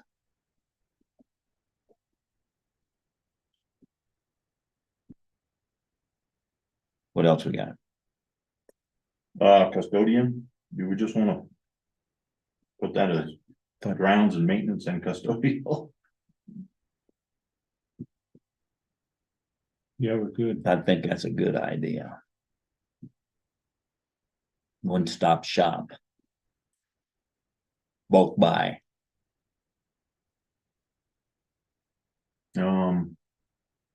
Recycling. Oh, IT. Who's got that now? Right now. He does. You've got that now. I think that's fine. And then we all have to be involved in it, but we got an issue, I'll come to you, Lucas. IT. I don't fix your computer. but I'm gonna ask you to get Vernon on it. I'm gonna throw it in the trash. My computer never works. I know. Know what you do to it. Quit spilling coffee. Who took our team? He's got it. Over here, man. What, the court security, I just got an email about that. I got a note, I gotta respond. What's your recollection of what that all is?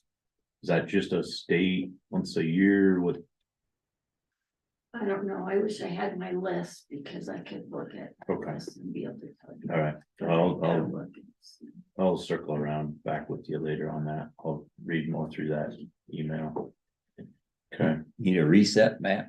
Human services. No, someone, I guess it was Ms. Camper, made up that real nice colored chart, but it's way out of date. And That was Jennifer that did that, Whoever made that up, that was, Brady did or that. Braden did part of it. okay, that was a nice chart. was another and It one. would be nice, someone probably would have that somewhere on a computer somewhere. If we could get one that was current. I don't Unless think we had one. what we're doing right now, this is gonna be it, and then we'll have a brand new one made up. Yeah, this is realigning it here. Okay. That's what should. This will, Okay. that's this will good. be We got a it brand new one until Made up. after January. today. Right. each time we look at them Right. again. So this will be it for 2 months. Yeah, And then we look at them again in January. Recertify it in January. Okay, I understand, thank you. Who's gonna Maybe be I can charged? find that. Do what? I might be able to find that brochure. It's somewhere, It's somewhere, I think on one of the computers. I think I know what that it's a is. nice roadmap. Well, the new chart will be done by the admin and when we get one. And Can we wait that long? either that or I'll do it. So this you cooperative extension? You guys still okay? Or does one of you have an interest in that? I can take that on, cause that's been under you, right? You need Yeah. to get rid of a couple. Yeah, I'll keep the PIO. Reggie likes it when I walk. Bill? there anyway. oh. Have you been watching? Lenny's got a question back. In 2 weeks. Not a question. I'll offer free services. If you give me the data. No charge, I'll do the chart. Okay, All right, we can do that. I'll take it on. See, I took it on, I'm gonna give it to you. Okay.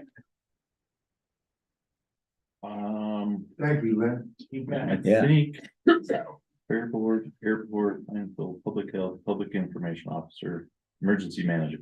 Oh, Make yeah. it printable on 8.5 by 11. Exactly. Portrait, please. Performance, veteran services, okay. Just going through the list.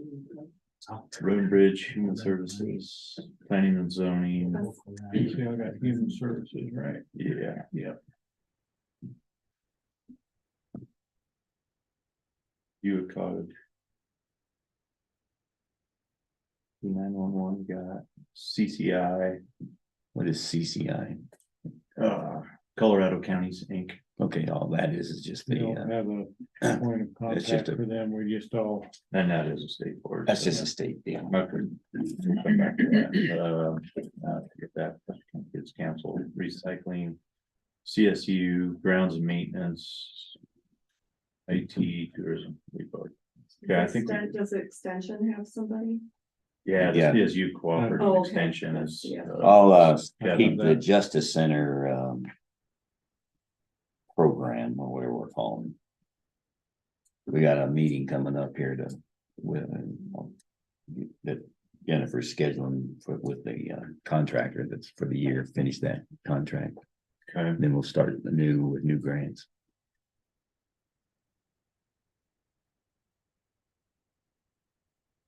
no meeting scheduled yet.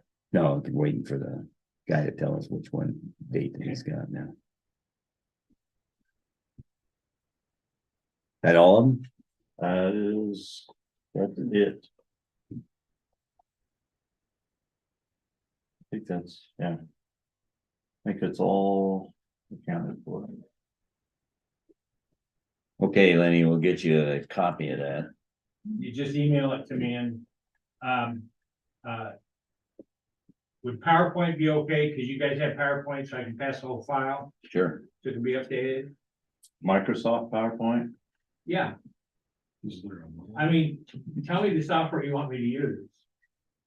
I don't know what Google, so we use Google here within the county, but yeah, put it on PowerPoint and then there's gotta Everybody be, uses PowerPoint. gotta be a conversion, so. Yeah, Right, Yeah, I don't know that we have a motion on this yet. So you've got the master, so I move that we accept the realignment as they don't even have to move it, it's by acclamation. You can do it. You've got the list now, because you've got the software. Or you did it off your He machine. has. I've got- notes. I've over got here some notes as here. well. I believe Kelly has made notes on all of that, correct? Yes. So. So, If we could go off of Kelly's list to make sure that we and don't then. lose anything in the If we translation. can fine tune it as if we see something that was missed or we want to change it okay. next meeting or two. I So, will update my list, which is the official list, That's right. and send it to you all. and see. make Good sure idea. everything's right. Thank you. Did you make a motion? Can if you want to just agree to do what we just said. However you want to do just go with the it. motion. I'll move with accepting it as recorded by the recorder. Yeah. I'll second. Okay, so I have a motion on the floor to approve the changes to the point of contact list as recorded by the clerk and recorder. Any further discussions here at the table? No, sir. Any public comment? Being none online, those in favor of approving the changes to the point of contact list signify by saying aye. Aye. Aye. Aye. That motion carries.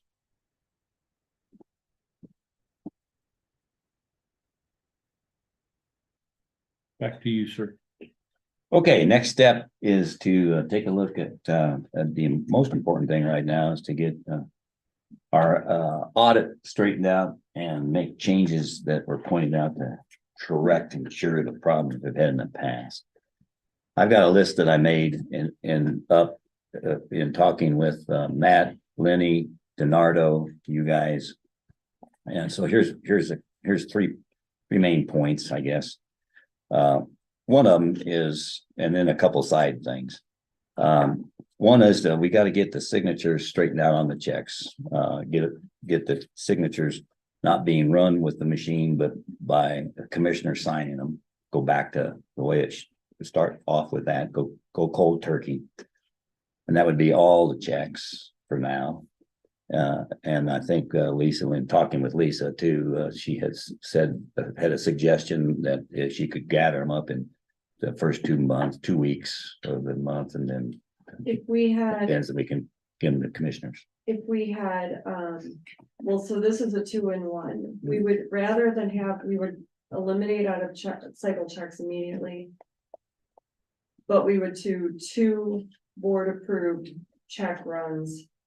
First, the last working day of the month. And whenever that mid-month meeting would fall. Okay, so we won't get into details yet, but Okay. that was the suggestion. So that was part of it. We want to get the test there.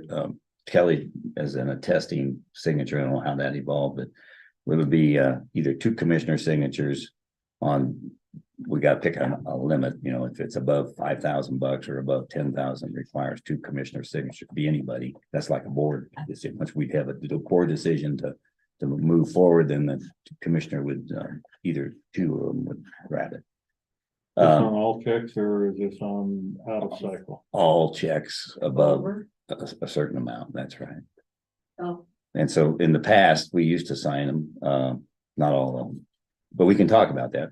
My point is, we gotta straighten out the checks and not have them printed by the machine signatures. We'll start with an actual signature. Then the next thing would be, when we need to discuss, we'd have to have supporting document with that. If it's an invoice for $10,000 or above on buy a motor grader or whatever the lease is, whatever, it would require two signatures. That's my suggestion. Next there, Lisa, you've been talking with Sam DiNardo and you're adjusting entries. That was pointed out in this management letter. So that's something that we need to work. And I think along that line, Lenny, you had said there's a hired gun for sale somewhere. Yeah. So I spent hour and a half or so with Sam. And we talked about a lot of things, and one of the things is, when you do these checks, you print them off with no signatures and you put them in what we call batches. The batches would have the check with all the supporting documentation. You should limit the batch to a specific size, say maybe 25 checks or 20 checks, or determine what it is, okay? Then these batches have a batch cover sheet that outlines what's in the batch. Okay, it comes to you guys to sign, you review them, you sign the check. Okay, when the checks are completely signed with the 2 signatures, it would come back to accounting. Accounting would then mail the checks and then they file the whole batch by batch, so you can always go look at them. Okay, so that's what Sam and I talked about. So that's step 1. Okay, second step, we said, to do the adjusting entries. Once you do the adjusting entries, you have them, you give them to Sam, he reviews them, approves them, says, okay, everything's cool. That's step 2. Step 3 is reconciling cash to the general ledger. You have to do the adjusting entries before you can reconcile cash to the general ledger. Sam has a staff accountant that's worked with this, that will work with you. You'll go back and forth to make sure the general ledger and cash is reconciled. And that has to go back to Virginia too, because Virginia's cash is good, but it doesn't reconcile to the general ledger. right. When you get done, you want to make sure it's all reconciled. Okay, then the third step, of course, is to take the management letter and start addressing those findings. Mhm. And both Sam and I agree you need a degreed accountant to come in to do that. Now, I found somebody, but this has been over a week ago. I hope she's still available. Maybe she went to Hawaii. You know, but she would come in and the rate was $95 an hour. For her to come in and work through this, with the target goal of having the audit completed by 12/31, so that you start the new year clean.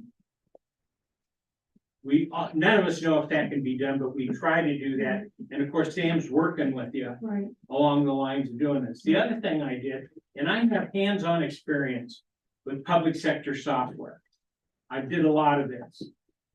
I wanted to find out what I could about CIC. I could not find one rating on the quality of the product, believe it or not. And Sam didn't know anything about it. Sam's experience is their support on a 0 to 5 is a 0. Their support is terrible, okay? The employees rated them and gave them a 2.5 out of a 5-star rating. There's a lot of employee turnover with CIC, and the employees think the management is driving the wrong horse, okay, or can't guide the horse. Okay, so it doesn't have a real good reputation. Plus, CIC is very, very, very expensive. Now, normally I'm a software agnostic. When I go into a client, you pick the software, we'll just make it work. Software. But you have to also consider the cost of the software. I worked with public software that's really inexpensive, anywhere from 25 to 50 grand a year total license fees with support. Now, when you get a smaller package like that, your IT area has to come aboard and help support that, okay? But these big engines are really elephant guns to shoot a mouse for a county our size. So we really want to, I think you really want to look at that. Another thing that we talked about is if you want to reduce your cost and still be efficient, you should consider outsourcing your payroll. There's companies, one company I worked with extensively was ADP. Man, I'm telling you, these guys are good. They know payroll inside, outside, upside down. They take care of all the reports. They do everything. They set it up so you have a separate payroll cash account and come payroll time, they tell you go deposit X amount of dollars, and it includes direct deposit. It includes all of that. It also includes the timing, their timing, knowing when checks are actually clearing the bank. So let's say your payroll's, I don't know, $10,000 in payroll. Okay. They won't have you deposit it all at once. They'll say deposit this amount on this date and then this amount on this date. And it helps you, do the timing and manage your cash better. But I would suggest that you consider outsourcing payroll because it's going to take a lot of time away from Lisa and your staff here, and they take care of everything for you. And they're really not that expensive. They're really fairly inexpensive. So that's Sam and I were in total agreement with all of this stuff. So Okay, that's the process we thought you should take. okay, thanks for the big picture. Yeah, okay. I really appreciate it. So we gotta bite this one elephant one bite at a time. And in fact, I did call up Fremont County and a couple other counties, but Fremont primarily. They do the same thing. As a matter of fact, they use Tyler, and it's 21,000 a year. So a lot cheaper now. But the same thing they did. They own the account. I mean, the commissioners are the only people in the county that they're the elected official that is the only fiduciary responsibility is to take care of the taxpayers' money and how it's spent. And so it's very important to do it the right way, and we agree. Down at Fremont County, they have a county manager, and this would be likened unto the manager, the managing commissioner, for example. They allocated a certain level that person had the authority to, which we would do here with our single commissioners. Let's say from 0 to $10,000 or 8, whatever, with one signature, it'd be that authority to do that much money. Anything over that would take 2 signatures. That's the suggestion. Fremont County does it that way. They allocated it to that county manager, and he had the signature authority on it. Also, the same was true. I talked to the school. And because somebody had made a statement that the school was all messed up financially, they aren't. They've not flunked an audit in 15 years or more. And they did outsource the payroll. And I think when Jen was over there working for him, she was doing the similar thing that you were talking about, getting things ready for that thing, which it makes sense. Then, because Sam told me when I was talking with him, given that we've taken HR out, that he was really concerned about HR staying together, and he wanted to make sure we were planning to not do that. So given that, he thought that it would take 3 people to man this thing. We could probably do it with 2, given you can outsource things, or if you get with them and understand really what like Lenny said, that was a great way to present that, put the badge together, Mhm. got the record. And there's no way, you can't find the lease, you got Right, it there, right. right then and there, and you've got it together. Yeah, Or I have paper copies available by month. Every piece of supporting documentation I have, but not for all the other county departments. So, but And, I think that would be very Right. helpful, like with the sheriff's department. right, and they, and Fremont County they sign, this commissioner sign as well. Like we just explained it. Also, they own the checking account. This is an issue I had. Checking account is the county checking account, and we have signature authority and authority on that account. I don't know how it evolved where we couldn't stop a payment on a check. The commissioner should be able to do that, given what we've got. So we need to straighten that up with the account, however that process is, because it's our account.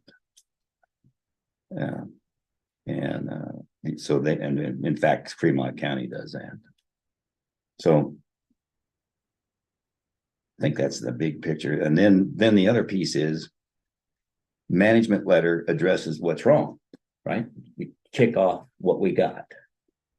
And the first thing is to start operating, and I like the goal, and it'd be nice if we could meet that goal. I just like the goal of getting the TV tower. I think it's more achievable than the TV tower, maybe. So the way it's going. So I would throw it open from there. I think we ought to start and decide what the limit ought to be today. And then start doing it, and then we're gonna learn as we go. Is how you catch the commissioners, how we get in here to. And I think you have any suggestions on that? So, if I'm gonna be over finance, I think if, and I know we can, when Lisa and I work together and we do these batches, right? So back to my 3 pairs of eyes on everything that we do, right? So I go through, we prepare these batches, I look through them, and you guys sign off on them. Initially. And if that starts to become something that doesn't work exactly like we want it to work, then we start looking at, okay, this is, and I imagine it kind of like, this is the payroll batch, and this is the sheriff department batch, or however, I don't know how they batch. Maybe these are all the. That's a good question, Glenn. we- How do you we do batch direct together. deposits? When you authorize the payroll to be, the commissioners have to say, go pay the payroll. Right? Well, you'd authorize the payroll all at once. Right. If And we then do they the- run the batch. You do the payroll would be one batch. batch, Right. a normal payment. Right, and if we outsourced it, it'd be a single payment to ADP or a single transfer of. No, No, actually, with ADP just tells you pay ADP a service, Oh, okay. okay? Okay. ADP says, So they're hired. ADP gives you a report, says, here's your payroll, go deposit in your payroll. Deposit this amount in your payroll account on this date. Oh, into the payroll account. Yeah, Okay, yeah, so we're not batching payroll at that point in time if we're using ADP, Right. correct? right, Or ourselves. All right. right. If we're doing it ourselves. Matt? You got a comment? you'd never wanna have a service paying your payroll and telling you, here's how much you gotta pay. You never wanna have a service doing your withholding for you. I've got 2 people I know of personally that happened. It wasn't paid. Both went bankrupt because you're still responsible if the company you hired didn't pay it.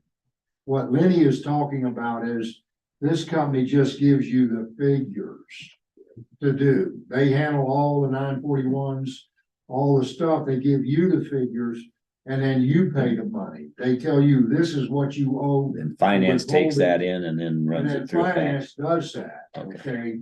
But you're just getting the figures from them, so you don't have to go through mechanically and make all the calculations. Is that right, Lynn? Actually, what you're doing is you got a payroll account, you got a general account. Okay, when you get the report, all you're gonna do is transfer the funds from your general account to your payroll account. It's really simple and that takes no time at all. They give you the report, I see. you file the report, you just follow the. And that process. report is in fact, the documentation and the And badge. so they're processing it, I wouldn't have to do it anymore, they're No. gonna be doing all the payment sheets and all that, they're doing it all. You get reports and you file. You don't need. a No, and by clerk the for way, that. you would have access. You would have access, and in fact, ADP has both an HR module and a payroll module. It includes performance appraisals and everything that you need. And it's all there, and it's real easy to use, and they train you. And so you have access that you just go in and look at their system at any given time. And you can provide that access to the commissioners if you want, or whoever you want. That's what the school did. Yeah, And every employee then has access to all their pay stubs and paycheck. yes, It's easy to pull up too. yes, Push a button. yes.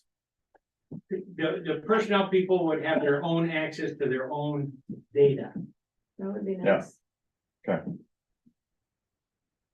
and you don't pay hardly anything for it. It's all set up. So we gotta figure out, I guess, taking a step at a time. We gotta get your hired gun looked at. And then we gotta get several, is there more than ADP? Should it go out for a bid to somebody or? You know, you certainly can. Personally, I think ADP sets the standard. Check them out. Yeah, they pretty much do. That's They who are I've, really good. all my paychecks have come through ADP the last ADP is. 20 years. Yeah, Yeah, they've they're only really been good. doing it for about 50, 60 years, so they've got it down pretty well. They're certainly a good place to start. Plus, they've got offices everywhere. So so, and Sam DiNardo told me the same thing, three people in the finance department with HR removed. And that was just his suggestion right off the bat. So we've got HR pulled off of them, You got a group, off the finance so department. one person is doing reconciliation and what? No, so what I'm saying is we're moving forward. This whole thing here, especially the first four, that's where I could see Gotta hit. pulling in somebody to just go after these. Because once the leases are gathered up and we have them all, and Kelly's got them all recorded, we don't have to go searching for them That's right. again. And then if we would put in place any new lease has to be board approved, then Kelly's caught it, finance has caught it, we've caught it, and we have some checks and balances to go through to make sure that it gets put in the proper place. Right. And we're not scrambling again, looking, oh, where's our leases for this? And That's right. from what Sam has kind of explained to me on this. But we use the hired contract to go after number one, then number two, then number three. And probably some of this is gonna be, especially some of the reconciliation is gonna be through the numbers that are given to us by Sam. And we just use that person until we get those projects, those things done. And then on these other ones. Yeah. Work with Lisa to go and right, the fuel sales, the E911, we've discussed that. And that's been a constantly changing thing where a bunch of checks got picked up by a deputy and then sat in a car forever and those things are getting straightened out. E911 board, authority board's gonna get a post office box. So hopefully within Get that off our 2-3 back. months, they'll all be there. But we use that contracted person to go, okay, here E911 authority to get off this audit and to be, these are the steps we need to take to do this. These are the steps we need to take in human services and the recording of expenditures and here's our checklist. And we wrap this all up nice and we use that contractor to get that done. And then we're done. And we're back to Right. Lisa and Jen just processing these systems that we've set up to move forward. Right. Mhm. So money, well, you first, man, I'm not changing the subject to go. But one second, oh, I had the thought, you pulling up his chart. Before, money wise, we do have that fund, that contingency fund. What's the price, Lynn, for, let's say if we're serious about the 1st of December or the end of December and at $95 an hour, is it gonna take $1 million or is it gonna take $50 to fix it? Yeah. Roughly, I can't answer that because it's the work that's involved in resolving all of. Right. so, but if your goal is So it's that, 4,000 a week and 10 weeks is gonna cost you 40,000. Yeah. so that's piece of cake, Real easy. it is. So we would use, I would recommend using that contingency fund, we've been sitting there for 50 years. That, what is it, 118,000, 118. and that's emergency, I mean. And if we don't, I mean, if we don't have to and we got it somewhere, then we use it, but Okay. what, all right. Okay, I I got 2 hands, got 3 hands. and I might suggest if it was me, okay. And I brought in this account to do this. We start with the project plan. The project plan would come straight from your management letter. So the first thing, let's say, is they said the leases was the big deal, and you have all this data that you have to capture in order to be able to do it. Okay, so that's the first thing you work on. So at the end of the week, I'd sit down with that person, and I'd say, how much did you get done? And working with Lisa, you'd say, well, are we 30% through, 50% through, whatever, and you try and gauge it, and you try to project forward, Sure. okay? But in talking to Sam, the leases, just gathering the data is gonna be like untangling a fishing line. I don't think it's gonna be that hard. So, Which leases are they? Do we know? I mean, you don't. is it know. equipment or is it, It's everything. is it land? It's everything. It could It's be everything. Could be, there's a lot of It different. could be software leases, it could be. Yeah, well, buildings, that's true. It could be all kinds Could of be, stuff. copy Automation, machines. Whatever, yeah. The ones that are missing, I believe, are, oh, I'm sorry, I spoke over top of you, sir. Go ahead and finish. Okay, but I mean, it could be any of those things. And so, and what you have now, as I understand it, is you have people in various areas autonomously doing their thing. Yeah. Yeah. And you guys say, yeah, maybe we don't want to do that. That's right, anymore. that shouldn't be. And we need to centralize it so we can gather the data. So that you don't run into this again. And that would be a job between what we have as the BOCC admin doing some booking, working with you, And I think put it in central play. most of them that are out there that we don't know about aren't necessarily the capital lease ones No, on I the get that. equipment stuff, because we have to prove those anyway. Yeah. It's like the copiers, it's Yeah. like things that have disappeared through the years, say the tower leases and things Could be. of that nature. You don't know what you don't know.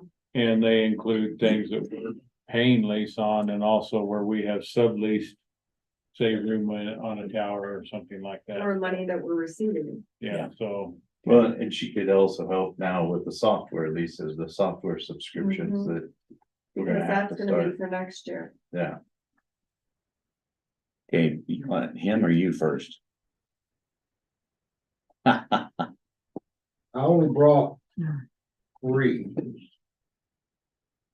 You're gonna have to memorize I one. didn't know that Ms. Bivens was going to be here, Oh, that's okay. but, maybe if Let her use my copy. Yeah, give her, that's, Listen. if we can, Thank you. and then here's 2 for here. This is the management letter. That's the first one. I've got the copy of the original. You got one? Here's an extra one. I got, I'm gonna be talking about it. I've got the management letter itself. You do. You don't need it, it's fine. Give this to somebody, I got two. And here is the auditor's report.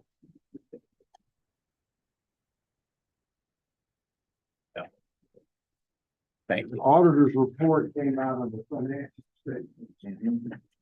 Now, in the audit, the management report is kind of the same. I think it came separately. We'll talk about the independent auditor's report first. As you go through and look at it, he talks about on the first page, the basis for the qualified and unmodified opinions. And the government accounting standards that were issued by the Comptroller General of the United States are the law. It's the law. It's like the law of the state of Colorado.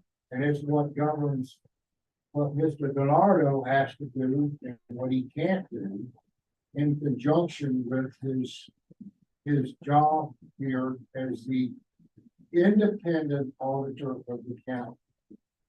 And if you look at it, it says basis for qualified and unmodified opinions. And he says in that paragraph under there on the first page, we're required to be independent of the county. Right. He does not work for the county. He's independent of the county. And you go on down and it says management has not adopted GASB statement number 87 leases on or under the heading matter giving rise to the qualified opinion. And I think he alluded to some of this when he was here before, but he really didn't get into it as I would have thought he would have and hammered it home. If he gets too far into the county here, the county's business, and doing what needs to be done to straighten out this mess, He loses independence. he has lost his independence as an auditor, and that's a no-no. If you go through this independent auditor's report, he says, I don't know how many times I didn't count them up, numerous times. Management has not adopted GASB statement 87. He doesn't adopt it. The board adopts it and says, that's what we're going to comply with. Okay? He goes on. Hold that thought. So management hasn't adopted it. What does that mean? It's always been there and we've had audit reports. Do we need to make a formal resolution to adopt it or what are we doing? We just saying we're gonna go along with this and that adopts it? You know, I don't know. That's a many question. What it means is when you haven't adopted it, it means you haven't complied with the GASB. Okay, so that's different. You're Okay. not following the Okay, all law. right, okay, GASB 87, I think, is leases. Yeah, When you gather all this data and okay, you put it together and all right. rectify it, then you've So adopted. formally, it's just complying with it. Right. That means we've Your adopted. accounting procedures Okay. and internal Got it. controls do not follow GASB. they don't Okay. follow the law. Now, let me talk Not about the finished. lease thing. I want to assume that we've got a piece of equipment that's, say, $100,000 piece of equipment, new, we could buy a check, we could buy it with a check for $100,000.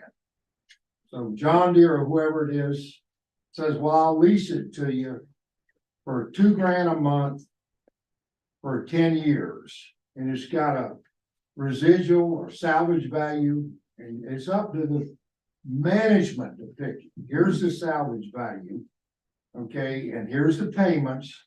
And now I would say, okay, Ms. Bibbins, would you please set out the journal entries to properly account for that piece of equipment under this GASB statement number 87? In other words, what is the appropriate interest rate to be applied to that transaction to discount it to present value? How should we book this transaction that appears to be a lease, but it's really a finance of a piece of equipment we bought? And it's the accounting departments to tell the Board of Commissioners, Ms. Bibbins' job to say, here's the implicit interest rate in that transaction. Here's what you're getting on your investment with Mr. Hilo. Look, you're getting ripped off on this transaction if you lease it. It's the accounting department's job to book all of that and to make the entries into financial statements properly in order that it fairly complies with the law and that it's done properly. And so I think Mr. DiNardo would say that there's just, it's just going to take a degreed accountant, maybe not a CPA, to do this, because it's not DiNardo's job. It's this commission's job To figure out how to, to hand the how financial to statements to comply. Mr. DiNardo. Yeah. And say, Mr. DiNardo, they're ready to go. adopt it. They comply with GASB, all of our Mhm. grants are done properly. There's a folder and a computer file for each grant. And we now comply with the law. And logically, if you did that, then at the end of the fiscal or the year, December 31st, we'd be ready to schedule DiNardo up immediately, wouldn't Be ready to we? go. We don't have to wait. Like, and maybe there's misunderstandings before, right, Lisa? We waited and we got Yeah. in line and we got delayed and delayed. Now we're up against the wall on time. All of that, the things we do lease have got to be on long-term leases, have to be booked to present value with an appropriate discount rate.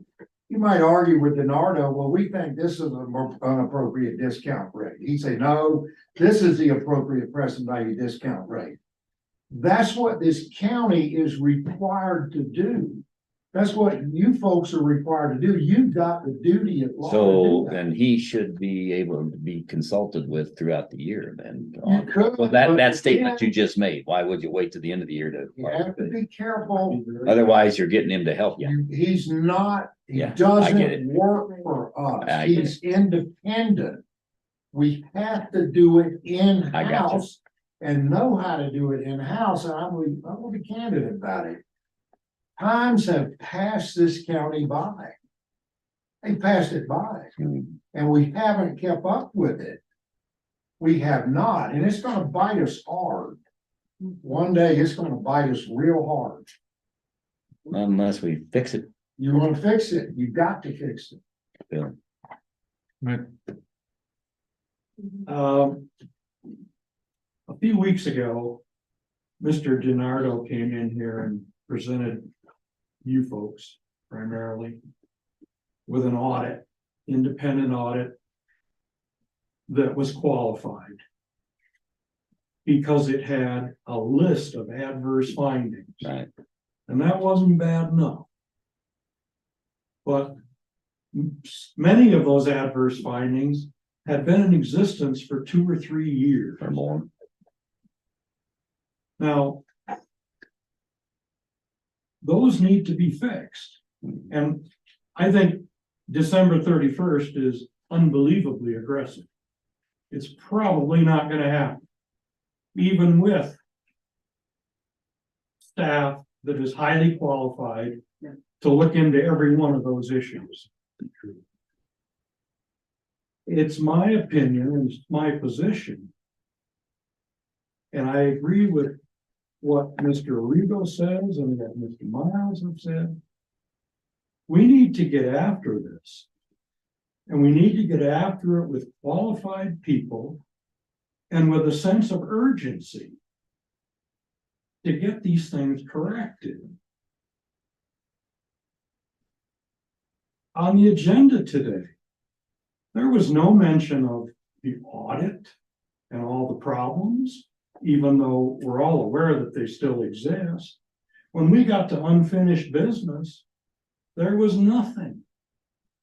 What about all the unfinished business of the audit? Well, that I was, mean, we should be having, how many meetings are left between now and the end of the year? We should be having reports at every Board of Commissioners meeting about lease management and accounting, what progress have we made? Grant management and accounting, what progress have we made? What's the current condition of adjusting the general ledger to solve these problems? I mean, it's my position that we currently do not have, and I've looked at the data. We currently do not have people in county government with the requisite skill set to correct this thing and properly move it forward. And I think it would be very short-sighted to think that we're gonna bring in a degreed accountant for a few hours and pay $95 an hour, and within a period of weeks, everything's fixed and this person can walk away. Not happening, I don't No think that's way. gonna be happening. not happening. We need somebody in here that's got the requisite skill set to not only get the general ledger straightened out. I mean, lease accounting and management is not just a paper chase and having a file. Right. There's more to it than that, as is grant accounting. It's not just a paper chase. You've got to come up with procedures and absolutely accurate accounting to make sure you know where all that money is at all times and what it's being spent on. Right. And I would argue that we need a degreed accountant in here to lead the finance department. And the present staff can be very ably assisting that person to get our county into the 21st or 22nd century of financial management. There's just been too much money walking out the door without proper internal controls. I've got Good point. in this commissioner letter, management letter, second page, paragraph 9. It is extremely important to maintain records. Current status, no change. It's been going on for years. Extremely important. I haven't seen anything like this in a management letter. Candidly, I haven't seen all that many of them, but that's a pretty strong deal. And when I talked last time about Regulation Z with Mr. Bernardo, and I asked, did truth in lending apply to the county? Because it's the accounting department's job to present to this board the lease transaction with the implicit interest rate versus a purchase, and advise this board, we're getting ripped off by this company. We need to fix this. That's the accounting department's job. They're not just some bean counters back there. It's a very responsible, important, probably it's absolutely the most responsible, important position in this whole county. There's no question. And honestly, I'm gonna do a little dig. The deal last Thursday where we thought Kit Shy was gonna save us, he doesn't know an audit from a doghouse. I mean, we gotta get the county straight now, and it begins in the accounting department. Now, with someone that can read these laws and apply the numbers to these laws. What we gotta have, and it's not, exactly like Mr. Parker said, it's not gonna be finished. Because these grants are gonna bite us if we don't do it right. And this person has got to be in charge of it with people that can help that person take care of it and keep it righted and going in the right direction. Not pump the water out and got it bailed out now, let's move on. Nope, not gonna happen. Not gonna happen. Won't happen. Right, good points, and that's why we started today, Bill, it wasn't on the agenda, my fault, because I didn't push it hard enough. I thought we had it nailed, but that's why we took the time as a board to make sure it was on today to discuss. We're not wasting any time. It's been a week since you reported that report to us. And so it immediately, it's been it was the 18th, Yeah. whenever that was. So we got it, we had to digest it, and we're doing it. And I like that. And we can have special meetings too if they're required. There's no magic to waiting for a commissioners meeting, because we can make them happen. Not workshops. Workshops, we need to have actual meeting where we have this kind of a discussion. That's why I waited to do it today in the open. Because it's not waiting for somebody with a small group and then you guys are surprised because, well, are you doing it or not? Now you know.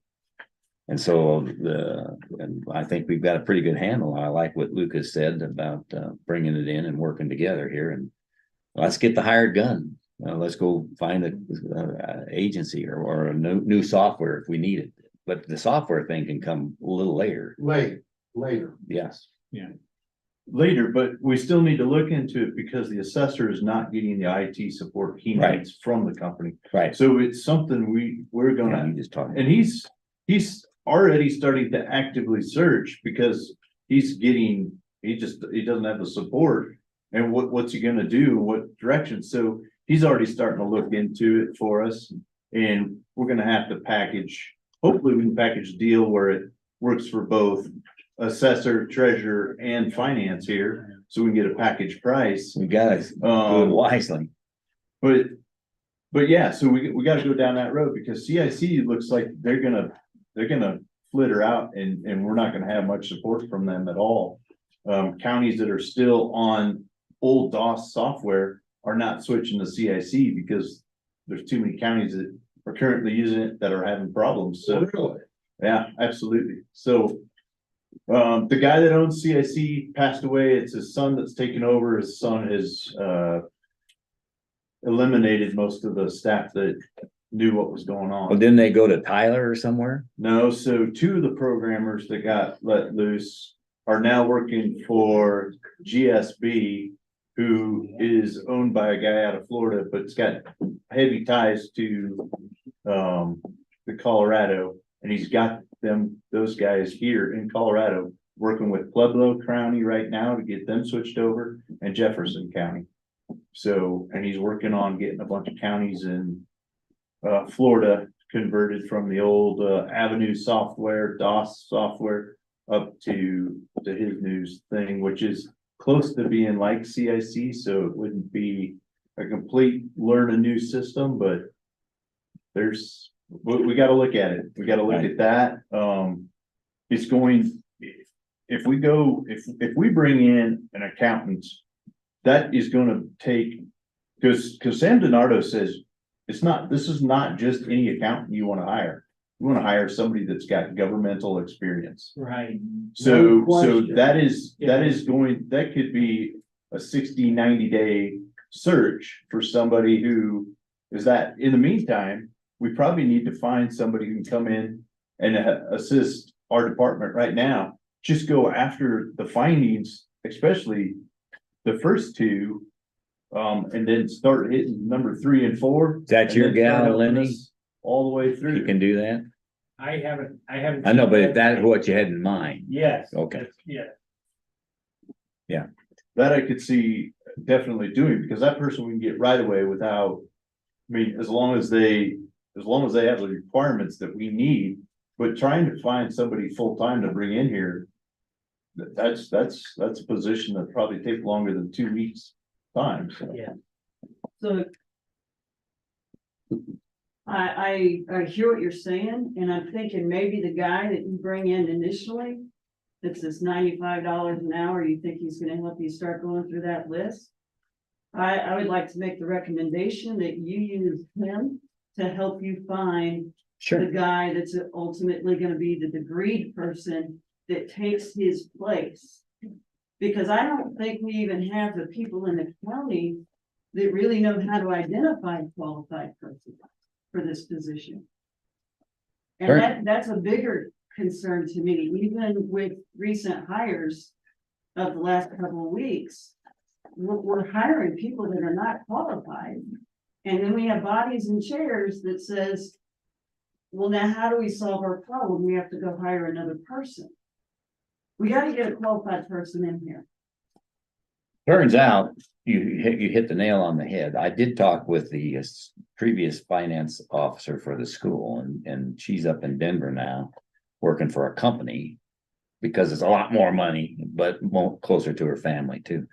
But she sent me the name of there's a fraternal order of accountants, it turns out, that that are much like the CTSI lawyers and the county managers associations that have people they can recommend just to do just what you just said, Joy. We can find somebody and maybe that would help. We need to I'll get that so you can put an advertisement out to get the right people in to help us at some point in time. I want to make something very clear. We got 2 people in finance. I'm not gonna hire 3 accountants. I'm not gonna do it. We have 2 people in our finance department who have a willingness and have the ability to go after a lot of what we need to have done, and we'll still have to do, even if we bring somebody else in. That's right. So I just want that to be very, very clear. That's my position, is we have got to use the employees that we have, and they are very capable. We just need to give them better training and the tools to do their job. Everybody in the finance department is very new, came in long, they've been here for no more than 2 years. These problems started way before they ever got here. Lucas, you're wrong. Dead wrong. Okay. You're wrong, All right. because believe just so. because a problem has lasted longer than the current staff doesn't make the staff qualified. I'm not saying that they're fully. Tell Sam DiNardo that we don't need his experience, because we have people who don't have any experience, but they've got a willingness to learn and we can train them. No, that's why there are degreed people. We're not a university that gives degrees in We, accounting. we can't afford to do that, and we don't have the time for the learning curve of that. But So that Stan- doesn't mean we can't hire one though, and then have No, them he's work. saying he's not going to. No, he didn't say He's that. not going to. He said, I'm not gonna hire a third. I'm not No. gonna hire 3 accountants. That's not what I'm gonna do. I'm not gonna replace the 2 that we already have in finance with 2 accountants and then hire a 3rd accountant. I'm not gonna Do spend, 2 in payroll.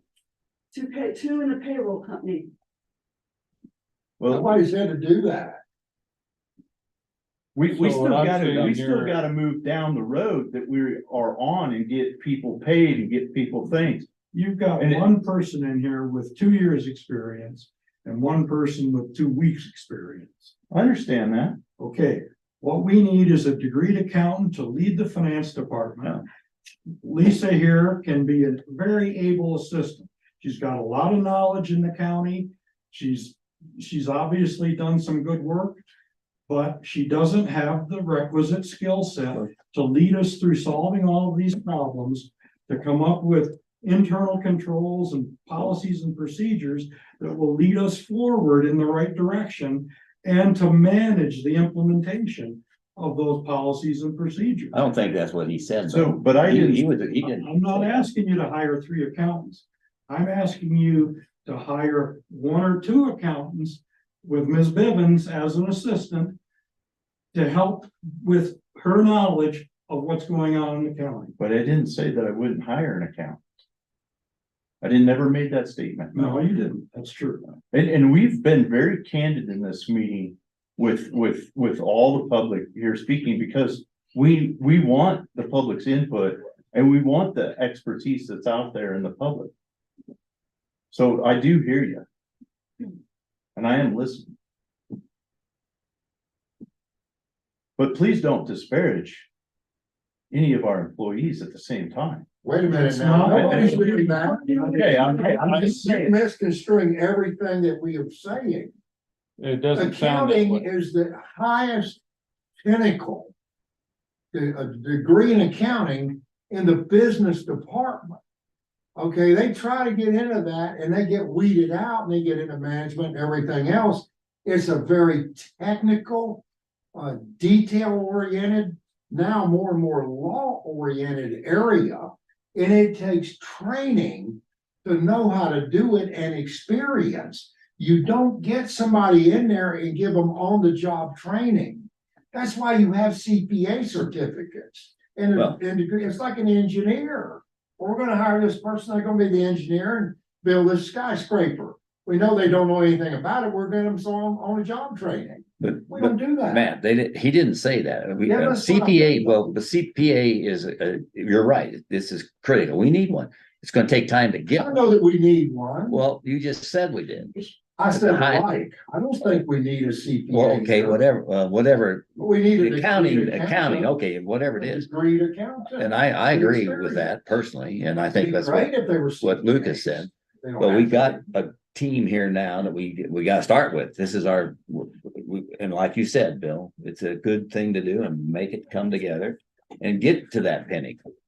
It is absolutely not my intention to disparage any Okay. county employee. And I don't, This is, however, a public meeting. Well, and I understand that. And I think that what we're talking about here is the facts of the situation. And we need help. And we needed to see the facts. That's why we're here and we're thankful for it. I am. I kind of feel like there's also an elephant in the room in one sense, something that I haven't heard today. That we proved at that meeting, I think we proved fairly well. It's something that I believe, would somebody else agree with me? I don't know. I did. But I think we fairly well proved that the contract with Braden Wilson was null and void. And he should have never received severance. We have the proof from the meetings. I'd like to know if the county's gonna try to get the money back. But even a bigger issue to me, because I don't think you're gonna be able to get it back. Bigger issue to me is if that was null and void, then what he did in those 4 days as an employee here should have also been null and void. And I believe it was during that period. I could be wrong. Please correct me right now. And I too do not mean to disparage any more than we pointed out that Braden Wilson was not qualified for his position. During those 4 days, I believe he promoted Ms. Bivens to the Director of Finance. Am I correct in that assumption? You are correct in that assumption. I do not believe that the contract has ever been declared null and void. It has not been. Right. So that I would believe would be an unfair statement. And anything that he did while he was there is a qualified move. Yeah, I would say that one of the action points that should have come out of our meeting, whether you got the money back or not, was full acknowledgement that that was not a valid contract. I mean, I'm glad you guys found another way to remove Braden Wilson, honestly, speaking for myself and for this county. But I think there is one more acknowledgement that needs to be made that it should not have either been there. Well, let me take that one on for a second, because I agree, I happen to agree that you did prove that, and I think that that's a hill we have to climb or decide to as a board, whether we want to go after that and get that money back or not, or whether we need to Or at least acknowledge that. or right, maybe that's I don't know. But the point is, that's something, the biggest issue right now, that's why we're taking the bite one step at a time, was to make sure that we address this now, first, right now, with people we have. And then we can straighten that out. I wish we could have. What should have happened, in my view, that check should have been stopped immediately. We tried to do that. And that shouldn't have happened. And then things could have been a lot different. We wouldn't have to be chasing after it with a lawsuit or whatever's gonna have to happen if we go that route. So, And we would be able to hire, we would have some seats to hire some qualified people. well, but that happened, we can still do that, don't you? I'm gonna disagree with Ms. Anderson again. I would have hoped that if we had had a qualified person in that department, and when Mr. Wilson came over and said, I want my check, they'd have said, no, I can't give you that check. The commission has to approve that check. I'm not gonna give you anything, Mr. Wilson. You don't work here anymore. That's the problem. Yeah. The complete lack of internal controls in this county, complete and total. And you see, you learn that, it's drilled into your skull when you take accounting and get an accounting degree. Internal controls, internal controls, internal That's true. controls. Wait a minute, what's the procedure here to write a check for 50-some grand to somebody that's been fired? Now, I ain't doing that. I'm not gonna write that check. Go and see the commission. That's the elephant in the room. That's it. nothing else. And that check was cut exactly to the same protocol that had been used for years and years in this county. There's no way to justify that, Mr. Day. So you're Ms. telling me Davis, that would you do that the things that Knowing were in, what you know now, would you cut that excuse me, check? sir, I'm asking you a question now. So you're telling me that because we used the exact same protocol for that check that we had for any other employee that was fired from this county for years and years, that was no internal control and that it was improper? I Yes, would sir. say that that is not the case. It was followed exactly the same way that any other check had been cut for any other employee that had been fired from this county. Mr. Day, please don't make a joke of what happened. I'm not making any jokes here today, You sir. are. How many people? And received what I'm $50,000? seeing here now is I'm seeing the axe being sharpened. Now we're after Lisa. No, And You then- sir, no. are now, dreaming. let me Oh. finish. You're I'm dreaming. talking now. Let me finish. This is what I'm seeing in this room today. Okay, we got rid of Braden. Now we're after Lisa No. and No. probably, No. No, sir. no, let me finish. And possibly the new person she just hired for that position. You don't have a. Now, clue when what this, you're doing. when this takes place, where's the next target going? You don't. Are have we a clue, moving over to sir. planning and zoning because she has disagreed? Are we moving to IT? Are we moving somewhere else because somebody has done something that you guys have not agreed with? I'm gonna And say, that is what I am seeing here today. the mark of someone incompetent is a person that tries to make a fight out of something that's not there. When people are trying to solve a problem that does exist. And that's all you know how to do, Mr. Day, is make a fight out of something. Of course not. I think Ms. Bivens would be a real good person to help you guys as an administrative assistant and also work as a second in the accounting department and work with this degree person to bring it up. I think she'd be great for that. I've looked at her resume. I've talked to her. I think she'd do a real good job at that. But to stick her in this position when she don't have a degree is inappropriate behavior towards her. Yes. And why you're doing that, I don't know. I don't have any idea, but it's inappropriate and it's especially inappropriate to us. So don't you try to claim I'm picking a fight with anybody. I got a big investment here and I want it protected by this county run properly. And that's what I've got to say about it. She's a fine person. If I could, please. Go ahead. You sir. know, all we've tried to do is, like I said in the very beginning, we just wanted to find the truth of what happened. And on the 18th, we gave you a presentation and we presented facts. We didn't make anything up. We just presented facts. We showed an audit report with 9 findings. 7 of them were over 2 years, 5 of them were over 3 years, and 2 were new. We showed that, Kevin, you had been in charge for the past 2 years, and Braden came in and had been in charge as well for those 2 years. He was over HR and finance and accounting. We showed his resume. We showed that he wasn't qualified for the position he was in, let alone being promoted to county manager. We showed that. Okay. At the same time, you know the history of people begging you not to promote him. All we did was show facts. We didn't go after it, anybody. And he got paid almost $55,000 and he didn't even work 5 days. Okay. And Matt showed that through your executive sessions, especially the June 29th, that you violated the Open Records Act so that the contract was null and void. These were all facts that we showed. At the end of the day, Kevin, you wouldn't even say, geez, maybe I made a mistake. You said you'd do it over and over and over. And to do things over years the same way doesn't make it right. You put your hand on the stove, you burned it, and you said, I'll do it again. That makes no sense whatsoever. None whatsoever. So we're not after anybody. We presented the truth.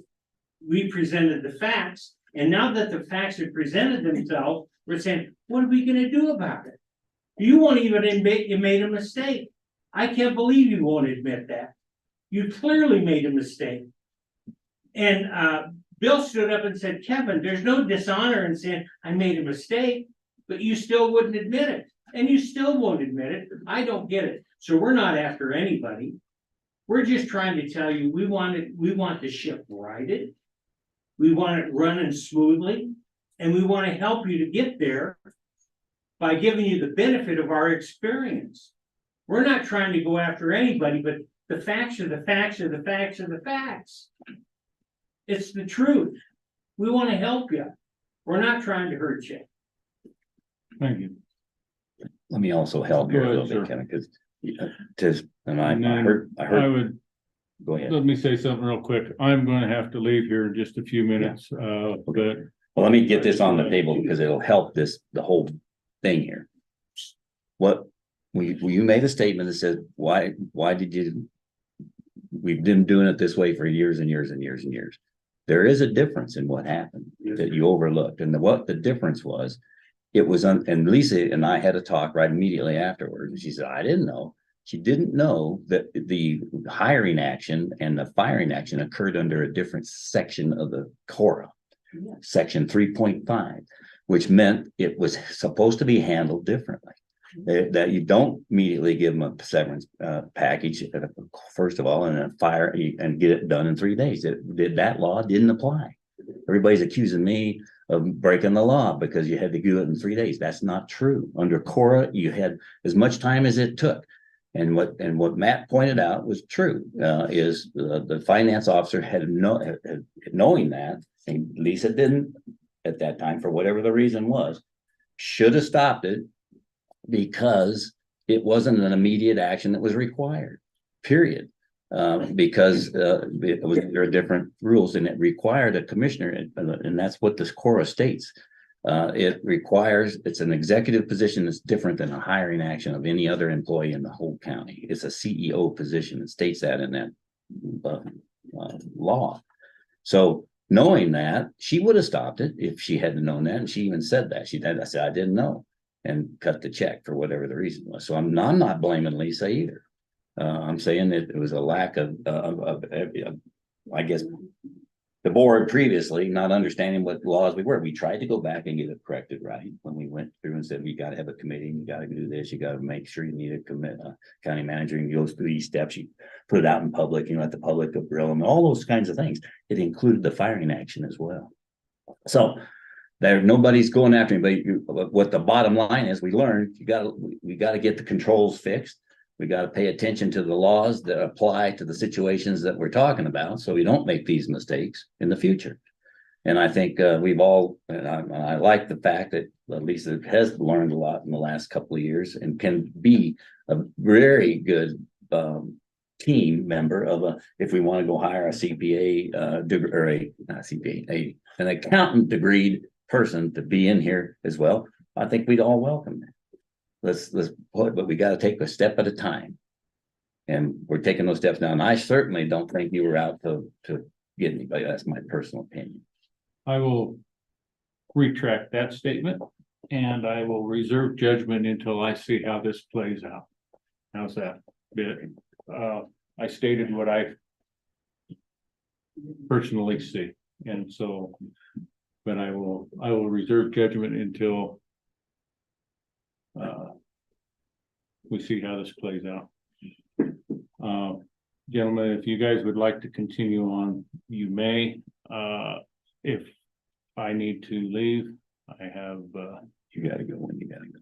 I would like to make one motion that we do look into contracting somebody in to Yes. start helping us with these issues.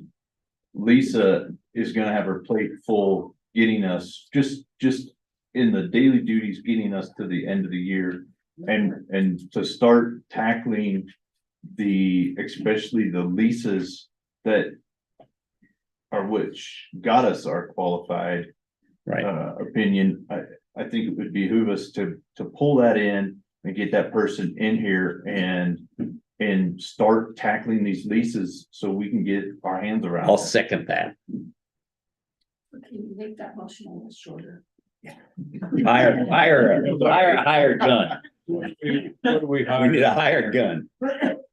Oh, we're hiring, she's got, that lady's got an accounting degree, doesn't she? We're hiring an accountant to Yes, help. yes. I have not seen her resume. I think before we make a decision, we must see the resume to make sure she has some governmental experience. Well, the decision, my the motion- motion is generic. It's Is- hire somebody. Hire somebody, let's get that, Lenny, if you could forward that on to us. And if we have to find somebody else or go to BDO, we do it. Contact. At this time, we're looking to hire someone temporarily to help us address these issues on the audit, On a contract basis, yes. on a contract. That way we know what we've got here.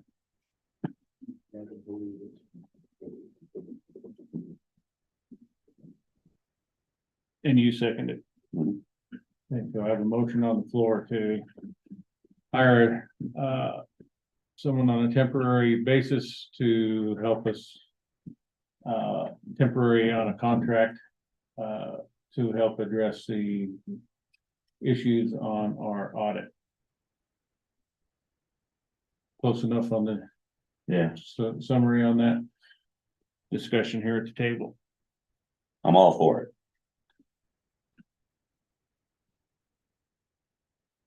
Public comment. I'd like to request that an update on this be automatically put on the next BOCC. Wait a minute, we're gonna, that's separate. And I'll get to that. Oh, That you has mean nothing to do with comments this on motion. Yeah, I have no comments on it. Mr. Hedberg. Oh, was this on the agenda? Yes, It was put on at the beginning of the meeting, sir. Okay, appreciate it. Not seeing anything else. Those in favor of the motion then to hire a temporary person on a contract to help us address issues with the audit, signify by saying aye. aye. Aye. Aye. Motion carries. Okay, real quickly to address that other thing, I move that we put a standing item under unfinished business, probably. It's the first time we can do that. It's not gonna be finished until we get done. For a report on the status of these, the audit investigation, or the audit, whatever we call it, Addressing the. all the audit deficiencies, writing all the deficiencies. So we're gonna address it until every one of them is, it could be till July of next year. Hopefully not. Well, I'm gonna be optimistic like you. I'm always optimistic, but 31st is that's super optimistic. I have a motion on the floor. Do I have a second? Oh, I'll second that. Okay, so I have a motion on the floor to put a standing item under unfinished business for an update on addressing the audit issues. Discussion, None from me. public comment.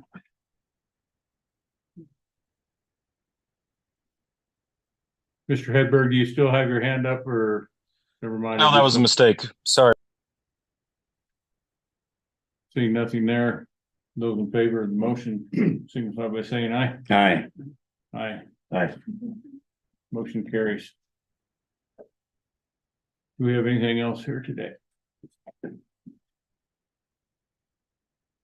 Okay, then, yeah, I see the other thing here, but, I think it covers everything I started with, and we'll continue under the item, the standing to address others. We may need a special meeting if we have to do something earlier. So Okay, we'll call it as needed. all right.